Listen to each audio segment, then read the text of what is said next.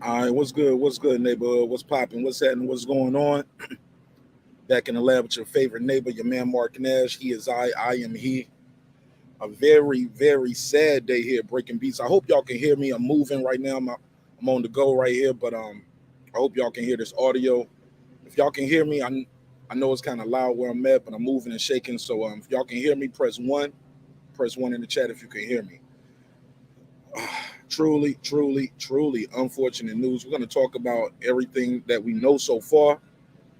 Definitely going to talk about what we know so far, what we don't know, some rumors, ugly rumors being spread right now. We got to diffuse that and spread the truth with the information that we do have. So yeah, if y'all can hear me, okay, so you can't hear me. All right, so you can't hear me. But if you can hear me enough to press 2, that means you can hear me. All right. All right, what's up, Eric? Yeah, this gonna be yeah, Ty, you be trolling so much, I don't even know when you joking or serious. You know what I'm saying? But y'all let me know if y'all can hear me. If y'all can hear me. I'm gonna run this intro, get a room time to populate, and we're gonna talk about it. Okay, so Eric said 2, you can't hear me neither. All right, well, let me fix the audio and I'll be right back. Okay, Godbody News said you good. Okay. Well, let me run this intro. We're gonna let the room populate. I'm gonna gather the documents that I do have, so we can tell everybody what we got going on. I'm gonna open the phone lines up, let you call in, voice your opinion, and tell me what you guys think of this story. And while I'm letting this intro run, I'm gonna move to a different location so y'all can hear me. But truly, truly unfortunate. I want y'all to call in. Remembering Takeoff. He said I can't hear you. Okay. All right, press 1 if you can hear me. 1 if you can hear me. Press 1 if you can hear me. Because if not, I'm gonna have to move to a different spot. But damn, man, truly, truly unfortunate to say the least. Another one, dog. Another rapper, man. Killed for nothing too. It's looking like it's over some nothing too. But all right, so everybody can hear me. All right, give me 5 minutes, y'all. Let me run this intro, let the room populate, and we're gonna start the show. This is my passion. This is what I love to do. But some days, sometimes, I'm just like you, man. I hate this job. Damn, I hate this job. Damn, I hate this job. Damn, I hate my job. Damn, I hate this job. I'm just like you. Damn, I hate this job. Man, I hate this job. Man, I hate my job. From a good dream I awake, sun rays on my face, planning out my day, hoping this ain't the one that I catch a case. I feel so good, I feel so straight. My manager keep calling me saying, hurry up, you late.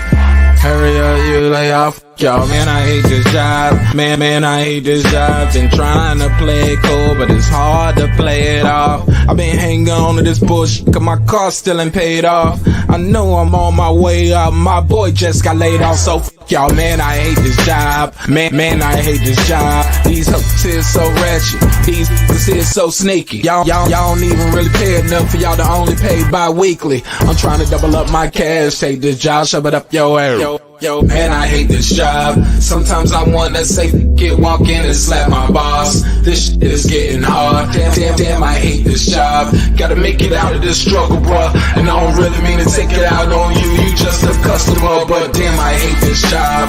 Damn, I hate my job. Damn, I hate this job. Damn, I hate my job. Damn, I hate this job. Damn, I hate this job. Damn, I hate my job. Damn, I hate this job. We're the reason why your stockholders always stay afloat. Yet I'm asking, are they hiring? Like everywhere I go, schedule will say 9, but I think it's fine if I clock in at 9:04. I work 40 hours a week plus overtime just to be bro. So y'all, man, I hate this job. Hate that I applied. So much has transpired since the day that I was high. Told me I could advance, but you were telling me lies. Gotta give your notice before I quit, but you don't say shit right before I'm fired. Damn, man, I hate this job. Sometimes I wanna say, walk in and slap my boss. This shit is getting hard. Damn, I hate this job. Gotta make it out of this struggle, bruh. And I don't really mean to take it out on you. You just a customer, but damn, I hate this job. Damn, I hate my job. Damn, I hate this job. Damn, I hate my job. Damn, I hate this job. Damn, I hate this job. Damn, I hate my job.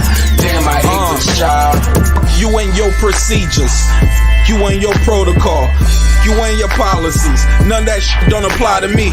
You and your quotas, you and your standards, you and your 2 sick days a year. Y'all niggas bananas. Wonder why the postman's posted with hammers, going postal with Popo on camera. His wage got him enraged, stressed out, it's hard to maintain. He flips the middle, grabs his.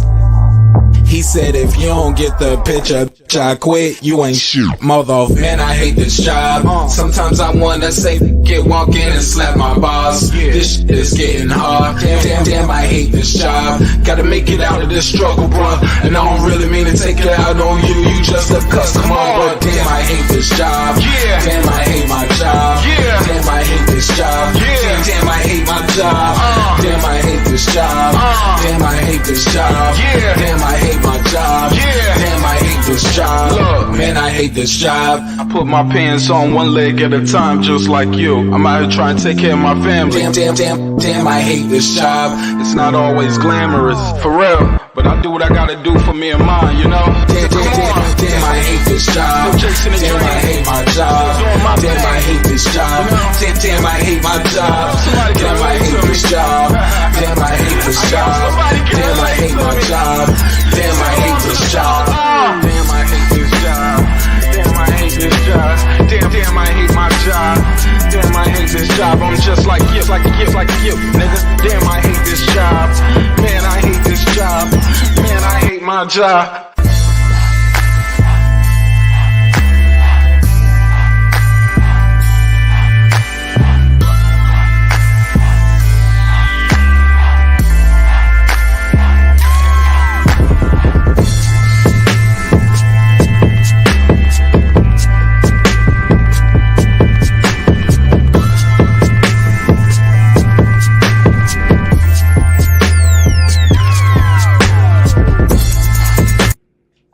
The views and opinions expressed in this program are those of the speakers, commentators, experts, and or the hosts.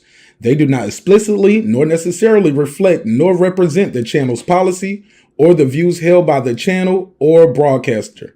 The broadcaster or its channel cannot be held accountable for all or any views expressed during the program. Basically, if I didn't say it, don't come for me. You come for the person who said it. And please don't sue me for somebody else's words. With that said, let's start the show, motherfucker. This that squad sound.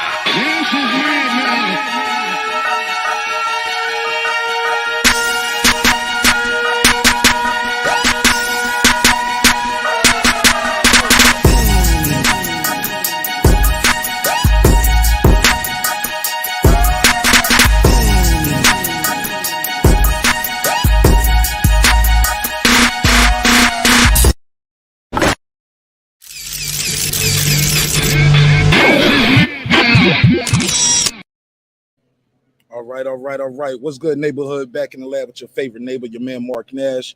He is I am he.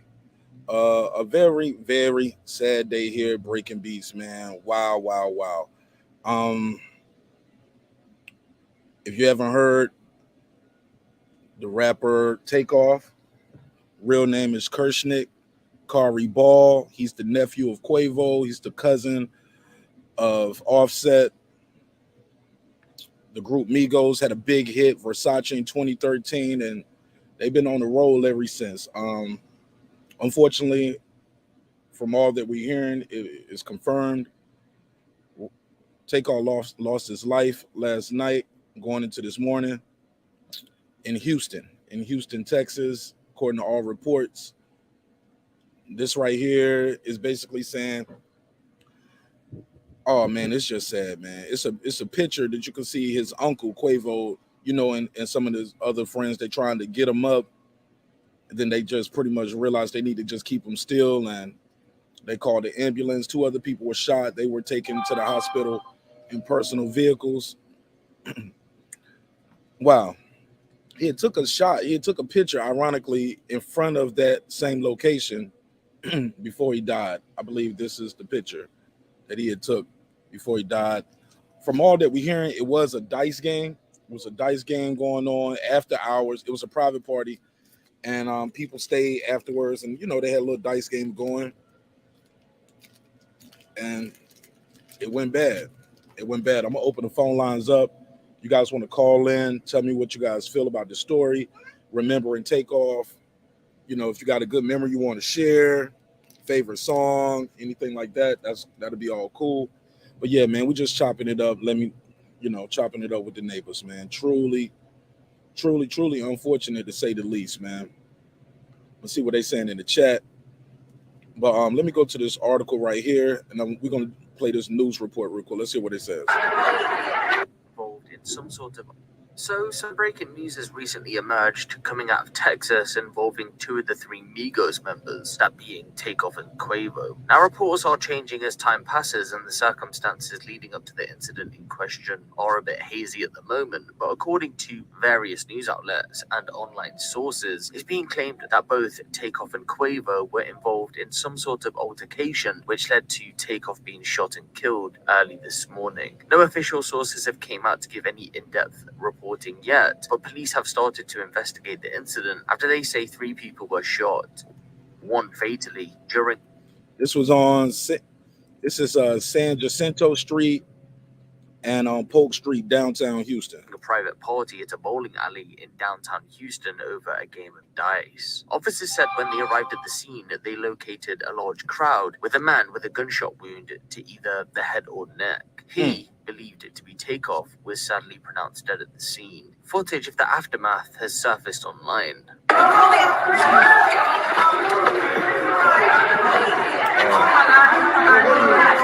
This right here.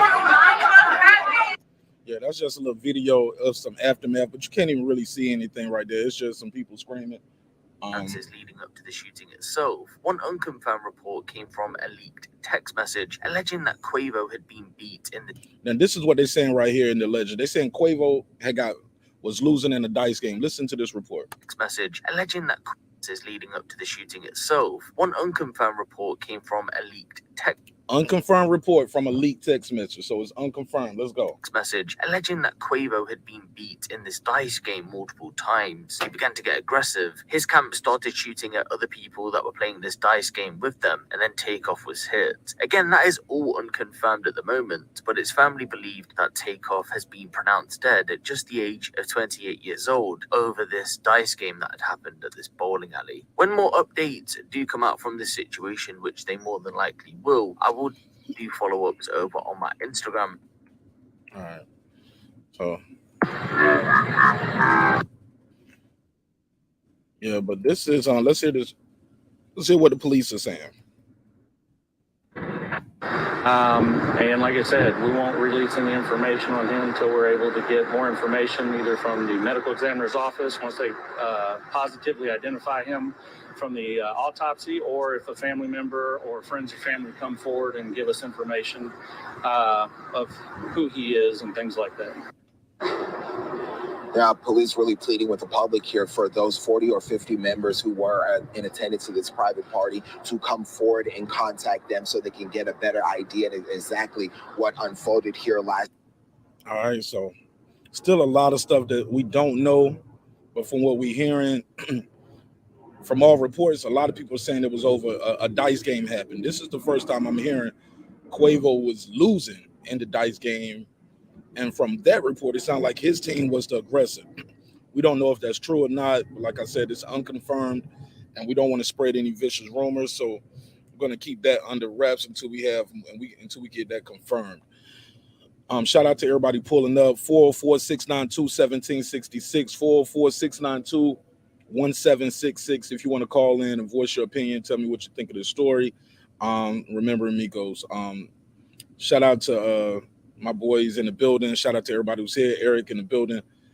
Derek Lincoln said, he said, yeah, I heard about this today. He said, not my boy Takeoff. Right, man. It's truly unfortunate, dog, to say the least. Eric said he can hear me. Yeah, I'm not in my normal space right here. Godbody News, he said, man, the Migos had ran the game up for a while when they came out. Yeah, they did, bro. Had a lot of big hits, man. Versace, I remember that broke them out with a lot of people when Drake did the remix. Then they had some good hits, Fight Night and all of that. But when they came back out with that Culture album and Bad and Bougie was on it, was out of here. They were out of here again, left Earth. Um, truly disappointing, man. I got a survey in the chat too. I'm asking you guys, what can be done to stop the violence in hip hop? What can be done to stop the violence in rap? Should the rappers be changing their lyrics? Labels stop allowing violent lyrics? Nothing is going to change, or simply I don't know, Marq Nash. So I got a survey in the chat. As of right now, seems like a lot of y'all are saying y'all don't think nothing is going to change. But I'm thinking that's starting. But as soon as I said that, we got some new votes on the survey. Some people are saying no. The labels can need to stop allowing these violent lyrics. Labels got to stop allowing these violent lyrics, right? You don't hear this in other genres of music. Like you don't hear people just get to just kill, murder in their lyrics all the time. Um, Shout out to Godbody News, my boy She. We here in the building. What up, man? Derek Lincoln, he said hit the thumbs up for your boy Mark. Absolutely, man. Absolutely. Appreciate you, man. Wow. Let me see what they saying in the chat. Major Key said it's out of hand. Right, Major Key. It is out of hand. It is out of hand. But what's gonna change it? We can't have fundamental change unless things change fundamentally, right? So what is it gonna take for it to stop? I don't know. I promise I don't have all the answers, homie. God knows I wish I did. But this right here, man, dude was young too. 28, homie. 28. Way too young to be losing your life to gun violence. And in such a short time, he got a lot done. 28. So when they came out, he was like, what year did they come out? It was over 10 years ago. So he wasn't 18. So he was a teenager. Damn. 10 years ago. They've been out over 10 years, so he wasn't even 18. Oh, man. Sad. Bruce, what up, man? Mr. Paz, he said, Mark, did you hear about Designer retiring from rap after this happened? No, I did not. But can you blame him? I remember not too long ago, somebody, I think it was Jim Jones. I could be wrong, but it was some rapper. I want to say Jim Jones, though. He was like, yo, being a rapper is probably one of the most dangerous jobs in America. And you don't have no protection unless you protect yourself. A lot of times these rap murders be going unsolved for a long time. So I remember a lot of people laughing when he said it, like, man, rapping ain't the most dangerous job in the world. Nigga, you trolling, blah, blah, blah. And then death after death. We just keep hearing about them. This is sad, man. This is sad, man. And whether you're a big fan of his music or the Migos, or if you like their style of music or not, nobody want to see somebody die to gun violence. If you ever lost somebody to gun violence, you know it hurts, especially when you don't even know who did it. Or, yeah, man, it's like you got a hole in your heart. It's like it's a void there. Mr. Paz said, Mark, Takeoff hit in the heart and head, apparently. He was hit in the heart and the head. Okay. Crazy dude wasn't even participating. Dude wasn't even participating in the game. Oh, my God, man. This is, it's sad, dog, when you just see people just getting killed for nothing. It was senseless violence. Nobody, there's no winners in this. And I hope what I'm hearing is not true, that they were, Quavo was losing in the dice game and his people trying to set it off. And in the process, like friendly fire, oh man, friendly fire would be the worst. But also return fire is going to be somebody getting off. You know what I'm saying? But it's cameras somewhere. There's some cameras somewhere in that building. You know, those cameras going to come out. That footage is going to come out. They're going to find out more information. Yeah, truly sad. Yeah, it's sad. It's a damn shame, Eric Johnson. Power 600 in the building. Salute. He said, Designer hasn't put out anything in years, so why announce anything? It's just like that's just like dads from the dog pound. Right. I get where you coming from. Like if you're gonna retire, you could just be retired. You know what I'm saying? If you already ain't made no music, you kind of semi-retired anyway, right? I get where you coming from, Power 600. Let me do this. Sorry about that. Sorry about the background noise, y'all. Like I said, I'm moving. All right, see if that music help in the background. Yeah, man, truly unfortunate. Let me see what they talking about. Mr. Paz in the building. He said, Power 600, you think it was selfish for him to do that, bro? Made the occasion about him, kind of thing, or nah? Good question, man. I don't know why designer chose to do that, but maybe he felt like he needed to do that. Somebody probably hire him to sing Panda somewhere. Maybe he's like, nah, don't call me to perform Panda no more. I'm not performing. I'm not doing anything when it comes to this hip hop no more. But then again, can you blame him? Can you blame him? Which brings me back to the question: What are we gonna do to fix this violence in hip hop, or is it not? Is it baked into the cake at this point? It's not gonna change.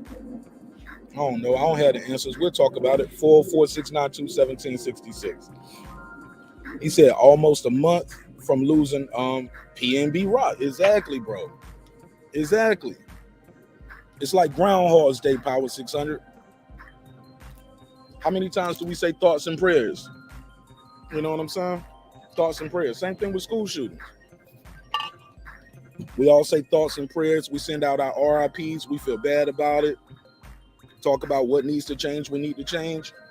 And then niggas go back into the studio and perpetuate the same kind of violent propaganda. He said nobody's safe. Absolutely not, man. He said I only like the Culture One album. That's really hard to get on wax. Okay. Oh yeah, I forgot Eric be collecting records. I forgot he be collecting records too. Yeah, man. They had some joints, man. Ironically too, maybe this will bring the family closer together. As you know, Offset had left the group for a while for whatever reasons. Maybe now this is the time where family can get back together and lean on each other more than ever, because God knows in times like this, you need people. You need your family, man. Y'all need each other. Gotta have each other when stuff like this happens. Good night. 28 years old. So young. Still like a baby, man. Motherfucker still like a baby, dog. Yeah, man. God Body News, he said, I don't know what would change it, but Deion Sanders gave a talk with his team about Takeoff murder and gave us insight on how to correct the problem. I'm gonna pull that up real quick. I'm gonna try to find that real quick. Let me find that. Deion Sanders Takeoff. All right, let me hear what Deion Sanders had to say. Things that I need to address too. So Zim, I want you to put your arms around him and give him love. He lost his cousin. Okay, so his cousin no longer with us, and his uncle, Mac Zimmer, the coach, son, is no longer with us. So I want you to put your arms around him and give him some love, as well as I'm just sick and tired of the consistency of people that are influential to you are leaving us consistently. That's our rappers. I don't know how true it is. I hope it's not true. But Takeoff was right murdered in a dice game in Houston. Where we're going. So that eliminates all y'all leaving that hotel, because it ain't happening. Shout out to Coach Prime. He said, so that eliminates all of y'all leaving the hotel. That ain't happening. Y'all can't go nowhere. I ain't mad at Coach Prime either. Nah. You got to love yours, man. Love yours and keep yours close.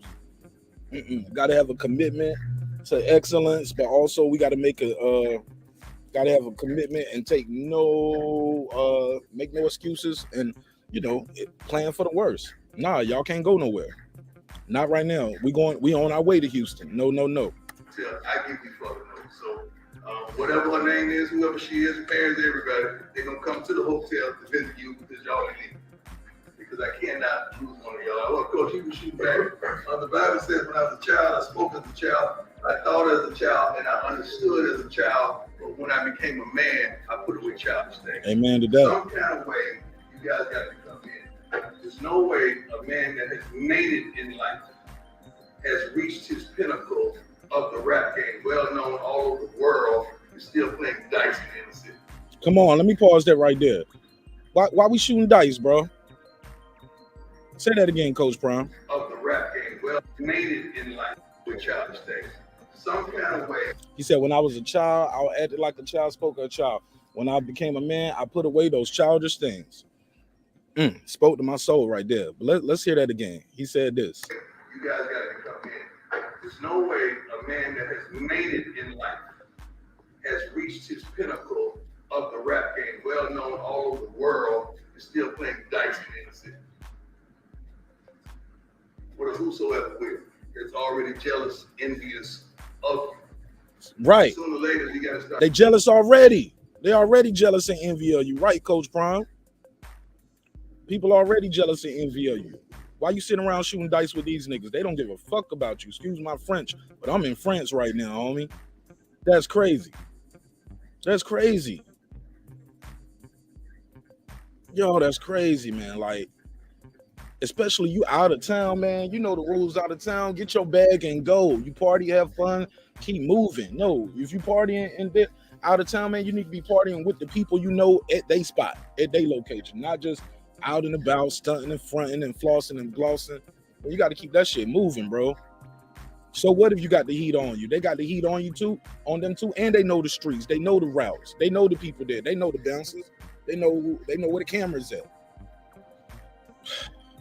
I'm not blaming anybody, but I'm just saying we got to move smarter, bro. Start changing our addresses, guys. That's an analogy to saying, I know we this, but we ain't that. Right. We got to leave that behind that we once did. Right.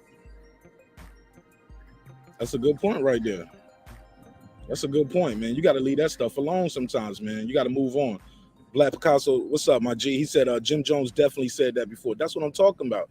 And people thought he was trolling and trying to be funny when he was like, yo, the rap game is like one of the most dangerous jobs in the world. Shit. They losing them left and right, homie. You're losing them left and right. I'm going to finish playing what Coach Prime said about this murder. And that's what you guys are. Now you guys are Jackson State royalty. Yeah. You ain't no man. You're not whoever you were a year ago. Right. You ain't the same person no more. You play for Jackson State. Head coach Deion Primetime Sanders. You are not the same anymore. You can't go with where you used to go no more. You can't do what you used to do. You gotta move forward, homie. You gotta move like you different. You're not the same anymore. And there's some people out there that want to do something to you just because they can't sit at your table. They can't eat with you. They can't get no money with you. They can't dish you. The dish gonna fall on dead ears. Ain't nobody gonna hear it.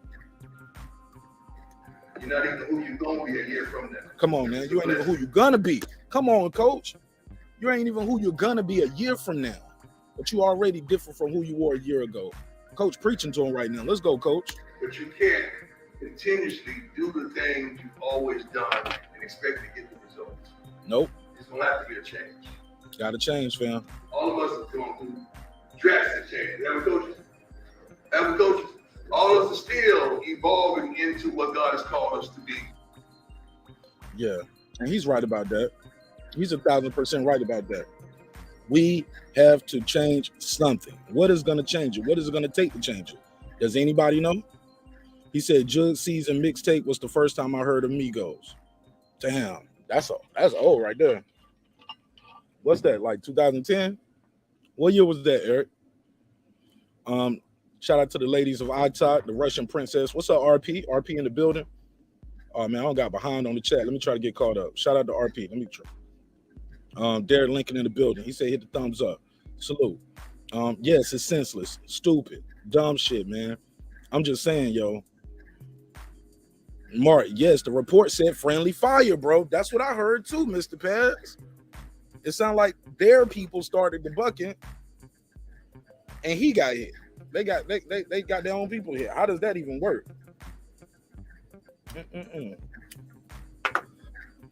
People out there flexing with the toast. Maybe not, maybe so. I don't know. But if so, yeah, that's carelessness. Everybody with a pistol don't need to be. Everybody don't need no pistol, homie. I hate to say it. Everybody don't need the pistol. What's more important than a pistol is conflict resolutions. You need to know how to talk to people. Situational awareness, knowing when to get out of there. You know what I'm saying? Knowing when it's time to take your losses, cut your losses, and go home. You don't have to be the last one at the club all the time.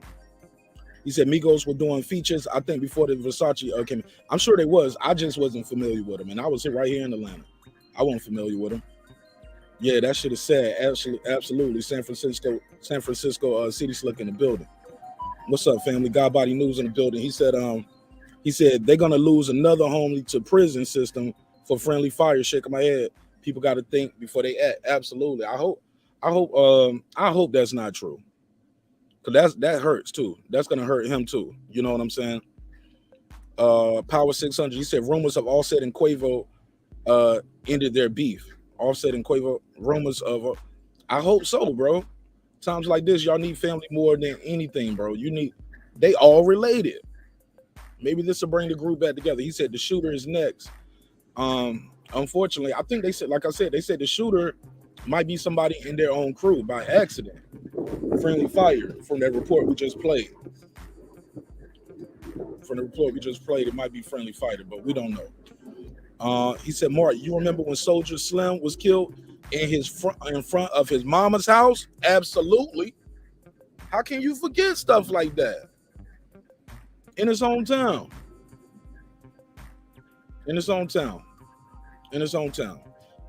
She said someone would handle it in retaliation, and that's never the answer. Unfortunately, that's never the answer, but it happens all the time. RP. Shout out to the Russian princess, our top, and the ladies of our top. Power 600 said salute to Derek Lincoln. HLD said peace to me. Peace to all of y'all. She said hit the thumbs up for this live. Absolutely. Power 600. He said as far as Migos, they never threatened to kill anybody. Just swag rap rebooted. Yeah, I didn't look at them as no gangster rappers, homie. I never looked at them like that. Just looked at them like swag rap, little stunting, little bird talk, but yeah. Yeah, I didn't look at them as like gangster rappers. The Fans Corner, he said salute all RIP Takeoff. Got one lit up for you, fella. Absolutely, man. Smoke them if you got them, homie. And if you got somebody you love, keep them close to your heart. You call them and tell them you love them today. I love all of y'all, man. Yeah, that shit made me sad right there. Felt my voice cracking when I said that. Yeah, man. RIP Takeoff, Trouble, and PM Rock. Again, y'all. Shit sad, man. But like I said, what is the answer? We can sit here and do the RIP all day. We can say, I'm sorry, you're going, HID, I saw your super chat too. I'm about to get to it. But what's next after the RIPs? What's going to stop it from happening again? I think I was talking to Reg. Shout out my boy Reggie O in the building. Hey, Reg, we was talking about this other day, conflict resolution. People don't talk about conflict resolution. We'll play some more of this prime. Let's and we'll get back to it. And that's change. You cannot kick it with the same dude you kicked it with. You cannot kick it with the multitude of women that you kick it with. You cannot associate in the same realm that you associate with. You're gonna have to change. Yep. You expect change. Yep. You can't do it. It's You're gonna right. come to a time they can talk about you, they can mock you, they can ridicule you, they can cuss you out, they can clown you, whatever they want. But you're gonna have to separate some of that. Separation. You got to separate your thinking too. I was talking to Brandon Washington about it. That's what he was talking about too. We got to separate our thinking sometimes too. I know you grew up with these folks. These your friends. These your homies, your partners. But everybody ain't your friend, homie. Once you get to a certain level, and even and everybody, they might be your friend. They might wish you well, but everybody can't go where you gonna go. The path that God has for you is only for you. And everybody can't go. Everybody ain't gonna make it. Louis Travis in the building. He said, salute Marq Nash. When you hang around with hoodlums and thugs, these type of things are common. Bro, you ain't even gotta be around hoodlums and thugs. You could just be minding your own business. You know what I'm saying? Tamir Rice was a little kid hanging around. It's gun violence. That's the problem. We got a gun epidemic, dog. That's the problem. It ain't even just about hoodlums and thugs. Shit, them little kids that got shot up in the school where they were hanging with hoodlums and thugs over there in Uvalde. Nope. Kids, babies. minding their own damn business, slaughtered by a dumb person with a gun, a coward with a gun. Cowards, cowardly shit, man. He said Prime ain't lying. Prime is not lying. Let me play some more of this. You got to disconnect. Sooner or later, you're going to have to. So get that in your spirit. I'm sad because it just seems like it's always us. Say it again, Prime. It's always us. Get that in your spirit. I'm sad because it just seems like it's always us. Why is it always us, though? Killing our own in some music. Self-defense is not murder. Don't sound like it was self-defense from what I'm hearing. But the phone line's open. If anybody want to call in, 446921766. I'll put you right in the mix. HLD. Let me give him a drop. Shout out to my guy HLD. Thanks for supporting the show in a major way. HLD, keeping the lights on, homie. Let me give him a drop. A 10, a 10, a 10, a fucking 10. He said, until the culture and mentality of this generation and artists stop defending and looking up to street life, nothing will change. Who's going to be the next to RIP? Damn, HLD. You ain't lying, bro. A 10, a 10, a 10, a fucking 10. And ain't nobody trying to do nothing to change it. Unfortunately, we don't even get music like that no more. Self-destruction and stuff like that. Self-destruction. You headed for kids don't get that no more. That's soft shit now, right? But we want to say we matter. We want to say we keep it 100, but it's always us. We matter. Black lives matter. We keep it one. Hey, look, I don't hear this shit happening. Never heard of Bon Jovi and U2 getting into a shootout. Never heard of it. Never hear about Garth Brooks and none of those country artists getting into it neither, right? John Cucamellicamp and what's the dude play the flute? What's the dude with the perm play the flute or with the sax? Whatever his name. Y'all know what I'm talking about. You just hear it with rap music all the time. Hear it with rap music all the time. Shout out to the ladies of Altok in the building. HLD, you are not lying though, bro. Let me pin that one. Let me make sure I show that again. Until the culture and the mentality of this generation change, the artists stop defending and looking up to street life, nothing will change. Who's going to be the next RIP? Shout out to Knockdown in the building. Knockdown 305 in the building. What up, fam? HLD, what up? Ladies of Altok, she said, welcome to the live. Please hit the like button and the bell to get all the notifications. Thank you, sisters. Appreciate y'all sisters pulling up. Knockdown said, what's up to Derek? All right, let me take this first call real quick. My brother Reggie O, what up, family? Hey, what's up, man? This guy about that situation, man. And the thing that tripped me with that dude losing his life is I was tripping about when these dudes, because I hear they had a fallout or some shit. Right. They was doing, I seen the two of them doing a drink champ shit. And in my mind, I'm like, it's always like effed up if something happened to someone in the midst of a beef and you never get to tell that person sorry or you love them. And that these family members beefing over whatever the fuck it is. And it's shit like this happens. But then it's a lot of shit that they bear on themselves for putting themselves in a fucked up situation. And a lot of people overlook those factors, like in the death of that dude. What the fuck you doing at a game like this? Like, I got money. You're not from this town. You don't move around like that. Regardless if people think they got your back, you checked in and all that other shit. People who you check in with, lives are at risk in their own goddamn town. It's like that shit is unfortunate. Like now so much is lost. Like from the shooter, because they're gonna catch whoever did that shit. His life effed up. The money situation within this group is effed up. Do they continue to make music? Will their music be the same? Because fans gonna move on, as people do. So, but that's all I want to say on that. I think it's just effed up with a lot of times the rappers just don't think about these things, or young people don't think about these things, or even the people who put this into the minds of folks. And the people in our neighborhood, that's why I hate hearing discussions all the time about white supremacy. Like, these motherfuckers ain't even involved in a lot of our lives. We get, when you bring up conflict resolution, a lot of times we can talk, motherfuckers, these we get taught this shit at a young age. Nobody else teaches this shit. That's why I'm like, it's important for us to tell the truth of our own stories. Stop using bullshit from white folks like they gods. If you're sitting there looking at pictures of white Jesus and shit, you think they gods. But we get taught the shit. Don't let a kid step on you. So this dude, it's an OG cat out of LA. He spoke some real shit about when we become so violent. His name's Skip Townsend from like Rolling 20s with Flood. Right. He talks about when we become violent, like a lot of times even with our mothers, like our single parent mothers, who teaches you better not come back in this house and let nobody put hands on you. Right. You better not this and that. You better, and we get taught this violent shit in response. You know, Yeah, get your lick back. They always teach us, get your lick back. Exactly. Our older cousins teach us this shit. Older men teach us this shit. And then from there, we turn violent amongst people. It ain't even just so much of self-hate. It's just a teaching that we don't understand of why we're so violent. And the people we do this shit with are the ones who look like it. We just taught to be extremely violent.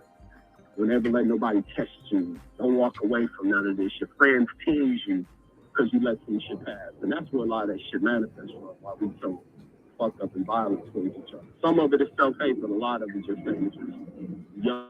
It's just the fucked up development of us as kids. But that's all I got. I'm gonna tune back in the show. All right, man. But Reg, before I let you go, what's the answer, man? Did he hang up? Did I get him? No. Okay, Reg. What's the answer though to stop the violence in rap? This only happens in rap, dog. I got a survey in the chat. Nothing is gonna change. Rappers changing their lyrics. Labels stop allowing violent lyrics, or is it you don't know? Is it a gun problem in America in total? Like, what say you? I think this is a gun thing in America. That's why I got a show later where I'm talking about it's the culture, it's the community, but it don't stop there. It's the country as well. This country violent. This country pushes too much of that gun shit. Kids can't go to school because even when you go outside the culture, you look at the school, there's issues with kids being killed in school, gun issue. There's issues with people being killed at work, gun issue. Right. There's issues with people being killed in the movies. This country perpetuates a lot of this violent shit. The music, right. Not even just the music. The movie's more violent than the fucking music. And it's visual. The video game's more violent than the music. And it's visual. So this country bears responsibility to that shit as well as the people in our community. We got to stop teaching kids to be just so fucking violent towards each other. You see it and even beyond just the fighting thing. You see it in the football game. Go to a kid's football game. Right. Matter of fact, an NFL player and his brother got caught in killing somebody. But go to kids' sports events, and you see the early stages of a lot of this shit. But that's my thoughts on it. All right, shout out to my guy Reggie Owens. Thanks for pulling up, Reg. Yes, sir. All right, cool. 804. I missed your call. 804. You can call right back. I'll take your call. But yeah, man. Lady Shan saying basically, from what she's hearing, it was that private party. It was the dice game was with people from Jay Prince camp, I guess. Lost about 7 bands. I hope that's not true. I mean, you shouldn't be gambling if you can't afford to lose it. 804. What's your name? Where you from, family? What's going on? Name is Brad, calling from Richmond, VA. Talk to me, Brad. Richmond, VA. What's on your mind? What you think of the story? Yeah, I was just calling, man. Appreciate having the channel. It's just more or less of I'm one that goes to dice games frequently. Okay. I happen to go to them quite often. Me and my homeboy, just almost like a hobby. And it's one thing that I've always known, that it doesn't matter what environment you're in. It doesn't matter who you around. It don't matter who you know, who you thought you knew. When the game gets toxic, nobody's safe. And it's unfortunate that it got to this point, because I'm sure everybody was in there vibing. Everybody was feeling good, drinking, sipping, laughing. It's just a late night tip, getting your money in for them. It ain't like they need to play dice. They just having fun. And all it takes, I've seen it happen too many times. And it's not an excuse to say, "Oh, that's why he died." I'm not trying to sound like that, because that's. Of course not. I know you're not saying that, bro. But go ahead. Yeah. It's just unfortunate how it works, and how it's going to be another in the story. And I get tired of seeing people on these blogs. It's as if they they trying to find a reason to search and say, oh, what a dice game killed him, or why he had a dice game. Look, man, if you've never been to a dice game outside a regulated casino, I'm not going to tell nobody not to have an opinion because I have my own. But that's just what it is. These things happen. It's unfortunate. These dudes are having a good time. It's not like people rolled on there and robbed. It's just a simple misunderstanding, more than likely because somebody had too much pride, jealousy. You get to talking, you get to chopping it up, and it's just the bullshit happens, man. And this is sad, man, really sad. But I say all this to say that if you really have not experienced a regulated dice game outside the casino, come on, man. It's just a whole nother vibe that you just will never understand, or you don't know somebody. It's just a fact of the matter, man. That's all I got. Appreciate you taking the call, man. That's just what it is. No problem. Tell people again your name and where you calling from, bro. My name is Brad Ingram, calling from Southside Richmond, Virginia, man. Y'all stay up. Peace and blessings. All right, peace and blessings to you, bro. All right, good call, man. Good call. Phone lines open, man. We remembering Takeoff, letting people get their opinion on the situation. Just played that audio from Coach Prime.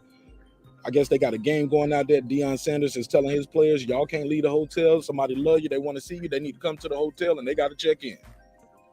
But no, y'all ain't leaving the hotel, and everybody can't come neither. Everybody can't come visit you neither. Yeah, we shutting that shit down. He said, I love y'all, and I don't want to lose y'all. And can you blame the coach? They on their way to Houston? Nah, man. None of that. None of that. Where I'm at, yo, and the mods, y'all see those sex things in there? Please, zap those out. That's the only thing I ask. I don't care if I don't need y'all to block nobody else, but just block those things that's trying to put porn in the chat. Just do boxing in the building. What up, my bro? He said God Body News in the building. He said facts.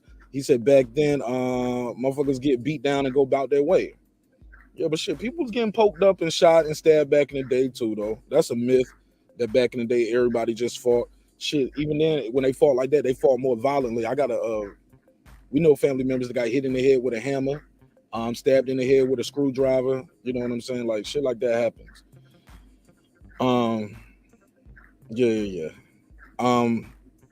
Enjoy Chaz. I'm gonna have to skip all of your comments. I think you ain't trolling, trying to be disrespectful. Somebody lost their life, dog. So I'm gonna have to skip all of those. Slide the deal.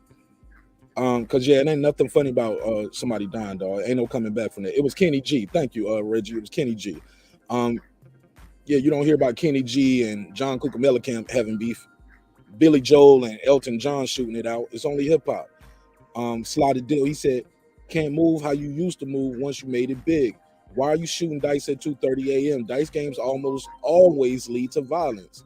Sad, bro. RIP. And for what we hearing, he wasn't even shooting dice. He was just there with his uncle Quavo. If you didn't know, they are related.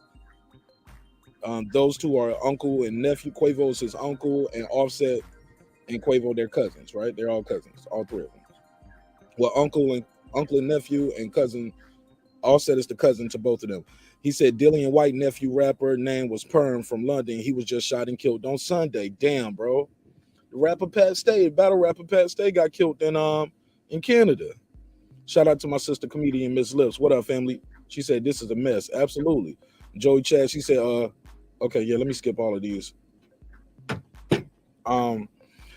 Pass, he said, what is Deon White's son? God body. Was it Dean White's son? He said, yeah, it was a drill rapper. I didn't know that. Comedian Miss Lips, they saying salute to you. Derek Lincoln saying salute to everybody. Mr. Pass, he said, God body rappers dropping like flies. That's crazy though. But why though? Why is it rap? Like, nobody's trying to go up to Sylvester Stallone and box. Hey, look, when you see Michael B. Jordan in the street, you don't want to box him. Thinking, oh yeah, this nigga was boxing in Creed. Let me see what them hands like. But a rapper, oh, you want to test him. 28 years old, dog. 28 years old. This young man has lost his life for what appears to be nothing. Nothing. Let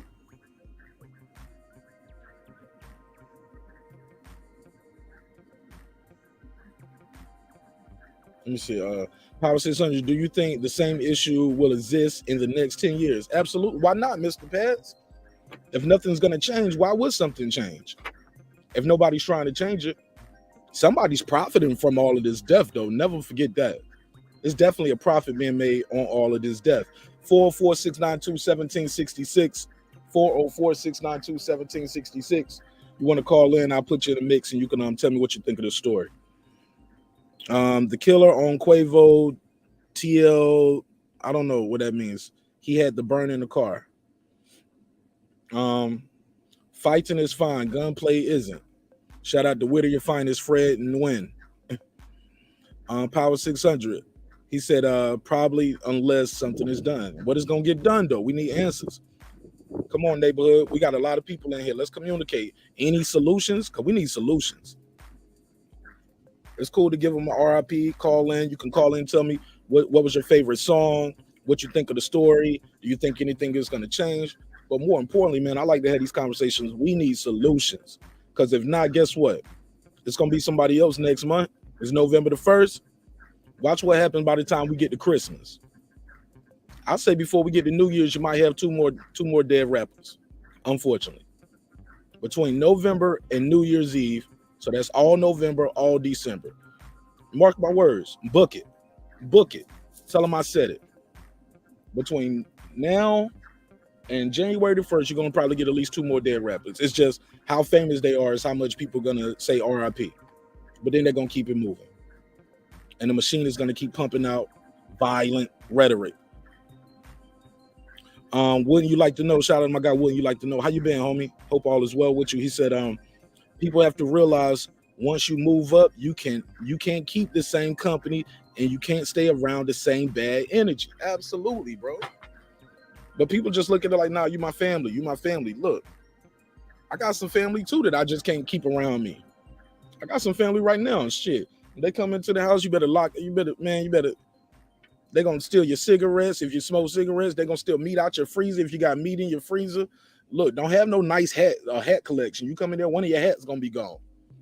Niggas will steal your polo socks, and if you got like nice bath cloths, like some polo bath cloths and towels, man, take the damn towels or take some towels out your house. And that's family. So yeah, you can't even have it ain't even all of that. I mean, but you're right though. Yeah, you got to change all of that. Shout out to comedian Miss Lip. She said, I met the Migos before. That's a spam call. If you call in and your number's blocked, I don't take block calls because people like to call in just to say N-words and shit like that and just to hang up on you. So nah, I'm not taking any block calls, but if you want to call in, the number is on the screen, 404-692-1766. 404-692-1766. Comedian Ms. Lip, she said, I met Migos before the fame at Apache Cafe on open mic. Man, shout out to the Apache Cafe, the original one. Not that new shit they built, respectfully. But the old one was dope. Legendary. Ride of the Storm, salute to Marq Nash. No salute to you, neighbor. Comedian Ms. Lip, she said, yup, over dice. That's crazy. Shout out to Monica. What up, family? Monica, she said, salute to me. No salute to you, sister. Thanks for pulling up, sis. She said, the dice game, stop playing it. Right. I get homie called in, too, from Virginia. It sounded like he was talking about like he get a rush from it. You know what I'm saying? You get a rush from the dice game. Like he kept saying outside of a casino. I get it. But that casino, you ain't getting shot in the neck when shit don't go your way or somebody don't go their way. That's the difference. That rush that you talking about, yeah, you can get you can get a rush from sleeping with a prostitute without a condom. That's rolling dice too, homie. That ain't always the best rush, but I'm not here to judge anybody. I'm just here to have the conversation. Comedian Miss Lip, she said Takeoff was the most humble one. Absolutely. Well, I never met him in person. Never met those gentlemen, but I'll take your word for it. Deuce Times said, shout out to my Deuce Times on the West Coast, my brother Deuce Times, California. He said, I think it's a people problem. Guns don't kill people. People kill people. Too many bitch-made niggas scared to get punched in the face. In my opinion. I think, look, man, I feel where you're coming from because, like I said, it's some countries that don't have guns and people still get murdered, right? So I get where you're coming from, dudes. It's like I said, I think there's a lot of that have to do with conflict resolution. We don't teach that to kids very early on. We don't teach that. A lot of times people don't learn anger management until you get in trouble and the court forces you to go to anger management. How do you manage your anger? I got a heavy bag up here. I go upstairs and I just punch that bag if I need to hit something. Some people punch holes in their walls. Y'all ever been to those people's house? Some of y'all might be those people. You go in the house, you'll see little holes everywhere in the wall. They try to cover it up. See a glass table broken. Pictures off the wall. What happened here? Oh man, you know I happened. Earthquake, nigga. Ain't no earthquake in Atlanta, homie. But I get where you're coming from. People do kill people. But I think it's conflict resolution. We got to raise our kids better, have conversations with each other. Even in this space right here, when we have these panels, I try to say it all the time. Hold on, let them finish. Hold on, man, you cut them off. Hey, he only said one line and you cutting them off already.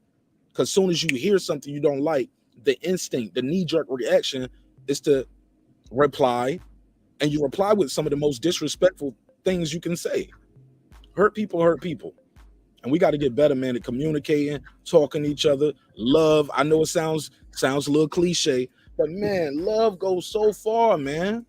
Respect goes so far. Y'all know my favorite quote is my quote. Respect is free. Disrespect can cost you everything. Everything, man. Respect is free. Disrespect can cost you your life, your freedom, your family, everything, your finances. What's so hard with showing some free respect?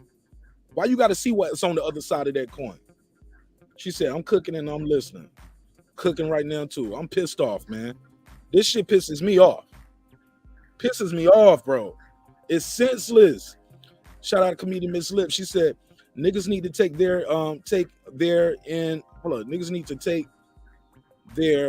inexperienced selves to a fucking gun range. Oh, okay. Nah, man, niggas need to get in that boxing ring. Get a heavy bag. Spend time visiting your dead homies at the funeral home. Go to that graveyard and visit them dead homies. And realize you can be next. Your mama could be next. Your daughter could be next. Your sister, your brother. Stop all this senseless killing, man. For what? Conversation rules the nation. Conversation is the reason why you have certain laws on the books, because of a conversation. Conversation is the reason why your kids go to this school and not that school. Conversation is the reason how you got your job, right? Then you have to apply yourself. They want to interview you. It was a conversation, right? You had to talk to somebody. But all of a sudden, when you got a problem with somebody, now you don't know how to talk. Now you gotta pull out the blicky. You gotta go upside somebody's head. Why? It's easier to take your ass home somewhere. Go spend some time visiting that prison. Go visit your homie in prison who was Billy Badass. He just can't let nobody play me. Go visit your homies in prison. Go visit your homies in the graveyard. Learn how to communicate with people, because if not, you're going to be joining them. You're going to be joining them, man. Ain't no bunk bed caskets, homie. They got some bunk beds in that prison for you, though. He said, long live Takeoff. Shout out my boy Clips. Clips called me this morning. Clips hit me up this morning about 6:30 in the morning and told me this was right going on. And I started to go live right then, but I was just overwhelmed. So much emotion. As y'all can hear it right now, I'm pissed off right now. I'm overwhelmed with emotion because I'm tired, man. I'm tired, bro. I'm exhausted. It's the same shit. We getting nowhere. And I ain't just talking about rap, and I ain't talking about just black folks. Because like I said, they killed some kids in Uvalde. Them kids didn't have nothing to do with nothing. Them kids weren't causing no trouble. What do you say to that, Deuce? Lou Travis, he said, you better off playing video games at home. Better play dice games on the damn phone. He said Dolph died November of last year. It never ends. It's unfortunate, dog. 47. Let me put the number at the bottom. I'm reading a lot of comments. Make the number scroll at the bottom. But 44692-1766. Call in, Clips. Call in. Phone number on the screen. 44692-1766. Phone lines open. He said, Reggie said, caller, if you have a lot to lose, you stay away from street level dice games. Why would a rich fool get into a dice game? Because they probably playing with other rich fools too. Money don't make you smart all the time, Reggie. Yeah, you just then you got money. Money don't mean you make better decisions. We've seen a lot of rich people make poor decisions. Deuce Times, he said, pass what it is, bro. Clips said, drop the link. Call in, Clips. I got the phone lines open. 44692-1766. He said, "This is hurting, man." Shout out to Bronix Music, man. Who you telling, bro? Who you telling? It fucks with me because I know ain't nothing about to change. Unfortunately, I hate it. I hate it with a passion. I want to see fundamental change, but I know fundamental change don't happen until you do something fundamental. Who's gonna be brave? Who's gonna be the first one? It's my guy Clips. What up, family? Talk to me. Man, what's happening, my brother? Peace neighborhood. God damn, man. Let me send my love to the good brother's family and to all the people that's affected by this. And yeah, it was fucked up for me. As you know, Mark, I was coming out of work, getting ready to call you about some other shit, and literally as I'm dialing and waiting for Mark to answer the phone, shit's pinging on my shit. And so me and Mark kind of like found out in real time. He was half asleep and I was just walking in from work. Like, this is crazy. Yeah, go ahead. I'm listening, bro. Yeah, but so like, when you look at the videos that's been seen, that footage, that allegedly shows, that allegedly shows Junior walking away and Quavo trying to pick him up, and then Quavo freaking out, and screaming and stuff. And sad, man. Oh yeah,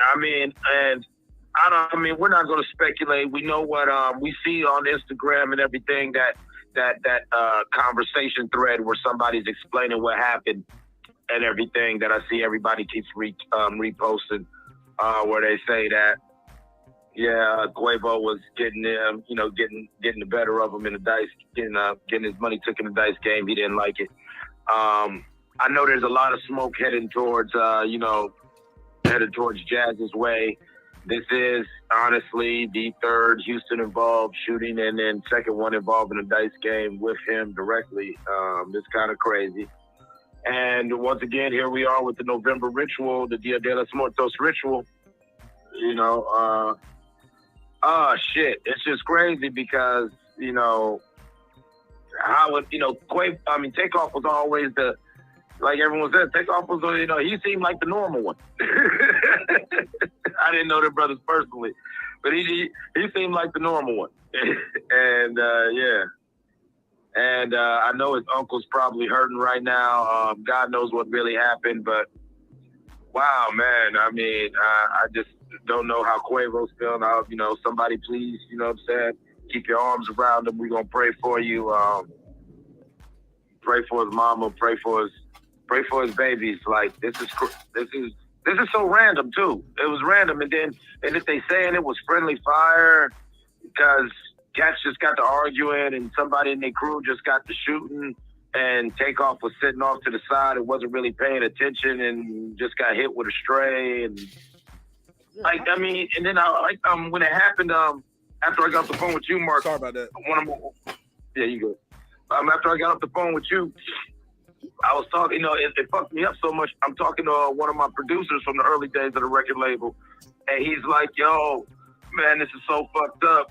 Man, I remember when you would take us out of town, how you would always keep us off to ourselves, and you was always yelling at niggas for being in niggas' faces and being in the mix, and if we gonna mingle with niggas, that's one thing, but don't just be out here, blah, blah, blah, nigga, we out of town, don't be. And he's like, bro, like, you really kept us alive. And he was talking about, like, I was literally in a couple situations where nothing but, like you just said earlier, my ability to have some sort of conflict resolution was the only thing that changed the outcome of it. Because, yeah, one, we're out of town. First of all, we're doing some shit that, let's be honest, as grown men, we probably shouldn't be fucking doing. We got too much money, we got too much whatever to be out here like that. And then all of a sudden, two cats' egos start playing involved in, somebody's got to be able to reel it in or back down or walk the fuck away at some fucking point. Right, bro. I don't give a fuck. You call that sucker shit, you call that a bitch, you call that or whatever, but at some fucking point, somebody's got to be able to walk away. I ain't gonna get too hype on this shit, but let's keep it real. I was always raised, and I always raised people and tell people that, you know what I'm saying, that within the sound of my voice, true power is shown and expressed by restraint. And anyone who does not understand that concept is not a powerful person. I don't care how much money they have. I don't care. This is a weak and whatever person. Because true power, true king shit is respect, is restraint, and respect, and decorum. Like, you know what I'm saying? Like, you know, like I always tell people, like I was raised by killers. These was not rah-rah dudes. So these are niggas who crack jokes. These niggas rode around bumping soul music. You feel what I'm saying? Like, you know, I always laugh. When the Chronic came out, that was the last time. After the Chronic dropped, you never saw niggas on the corner singing no more. Any 80s baby know, like, you know, we are in this time with this fucking, and it's so bad because even the females run around with this fucked up machismo. Where can't nobody just back down or chill out or be like, you know what, yeah, I shouldn't have said that or I shouldn't have did that. Right. You're right, bro. Look, look, the graveyards and the prisons are full of prideful people, dog. People full of prideful people. People like, man, I can make that jump, or let's make this right here, or let's do this, or you can't tell me nothing. You know, prisons and the graveyards are full of prideful people, man, who wish they could. Who wish they can just take it all back like one more day. Go ahead, man. Go ahead. No, you go ahead. You go ahead. It's your call. My bad. I'm talking over your call. No. I mean, you know what I'm saying? Like even what you always say about respect, even simple things like respect in the hotel. Okay, now when you look at the video, Quavo, you in the car with them niggas, you throwing up ties, you out there kicking it with them, you at Buddy's birthday bowling party extravaganza, whatever the fuck that was. You feel what I'm saying? You there. So, you there, and so you gotta realize you with these guys. Okay, you're in their city, boop, blah, blah, blah. All right, whatever's going on at the dice game, whatever. Some people are saying Quavo was getting hit for $7,000. Some people are saying Quavo was getting hit for $20,000. You know what I'm saying? At some point, you've got to be a boss, and you just got to take that loss, and all right, let's just get the fuck up out of here. And if anything, that's the reason why I don't fuck with y'all niggas like that. Right. Even if you feel like, oh, man, this nigga has some funny dice, yo. The nigga has some funny dice. All right, I'm out of here, bro. I can't fuck with these niggas. But you got to take your losses. I don't sit there and go woofing. Because you know what? It's just me, my nephew, and a couple of my guys. Maybe somebody's got a bushy on us, but it's not like we got the shooters and the goons. You feel what I'm saying? And even if we got the shooters and the goons, at some point I gotta say to myself, listen, I am in a certain position in life. I am responsible for these people. This is why sometimes when I shit that I be saying, you know, and I get so heated when, you know, motherfuckers try to go back and forth with me about certain things, because it's like, I've had a weird life where I've been responsible for motherfuckers' lives since I was 9 years old. A lot of them niggas was older than me. Right. You know what I'm saying? At some point, you've got to act like you're responsible for their lives. And you've got to say, oh, man, you know what, man, something funny, like you said, something funny with them dice. I ain't even whooping with them niggas. I'm just like, all right, you got that. And I'm just going to leave. And anything, while I'm telling my niggas while we leaving here, we ain't fucking with them niggas. Right. You feel what I'm saying? And that's some shit we talking about in the hotel. Like, yeah, because you know what, let's get the fuck up out of here. Right. You know what I'm saying? Like, I you know what I'm saying? Like, these are some of them things that just, it really hurts me because, like, you know, being the nigga in the room, you know what I'm saying, the only nigga in the room where, and half these motherfuckers don't even speak English, and the shit is dicey, and the shit's starting to get chippy. And you know what? You gotta show, you know what I'm saying, yeah, you ain't trying to be no bitch or no hoe, but you know what? You gotta get home, too. Yeah, gotta make it home, bro. So you've gotta find a way to be like, all right, yeah, you know, boop, blah, blah, blah, and just walk the fuck away. And you know what I'm saying? Like I said, worst case scenario, that's the reason why we don't fuck with y'all niggas. You know what I'm saying? It's just like in chess. I'll give you that part. Because I'm not throwing my fucking queen or whatever out there now and opening up my whole fucking line. You know what I'm saying? It's not like you shot the little homie. You shot Takeoff. In the words of Puff, it's all fucked up now. What are we going to do now? We, you know what I'm saying? As a culture, we do stupid shit like this in hip-hop culture. We put our generals on the front line. and we don't protect him. We sit back and say, let's see what he's gonna do. He gonna get shot. That's what he gonna do. He gonna get shot. He gonna bleed out, and all you bitch ass niggas is gonna do is pull out your fucking camera phones, hoping you get some likes.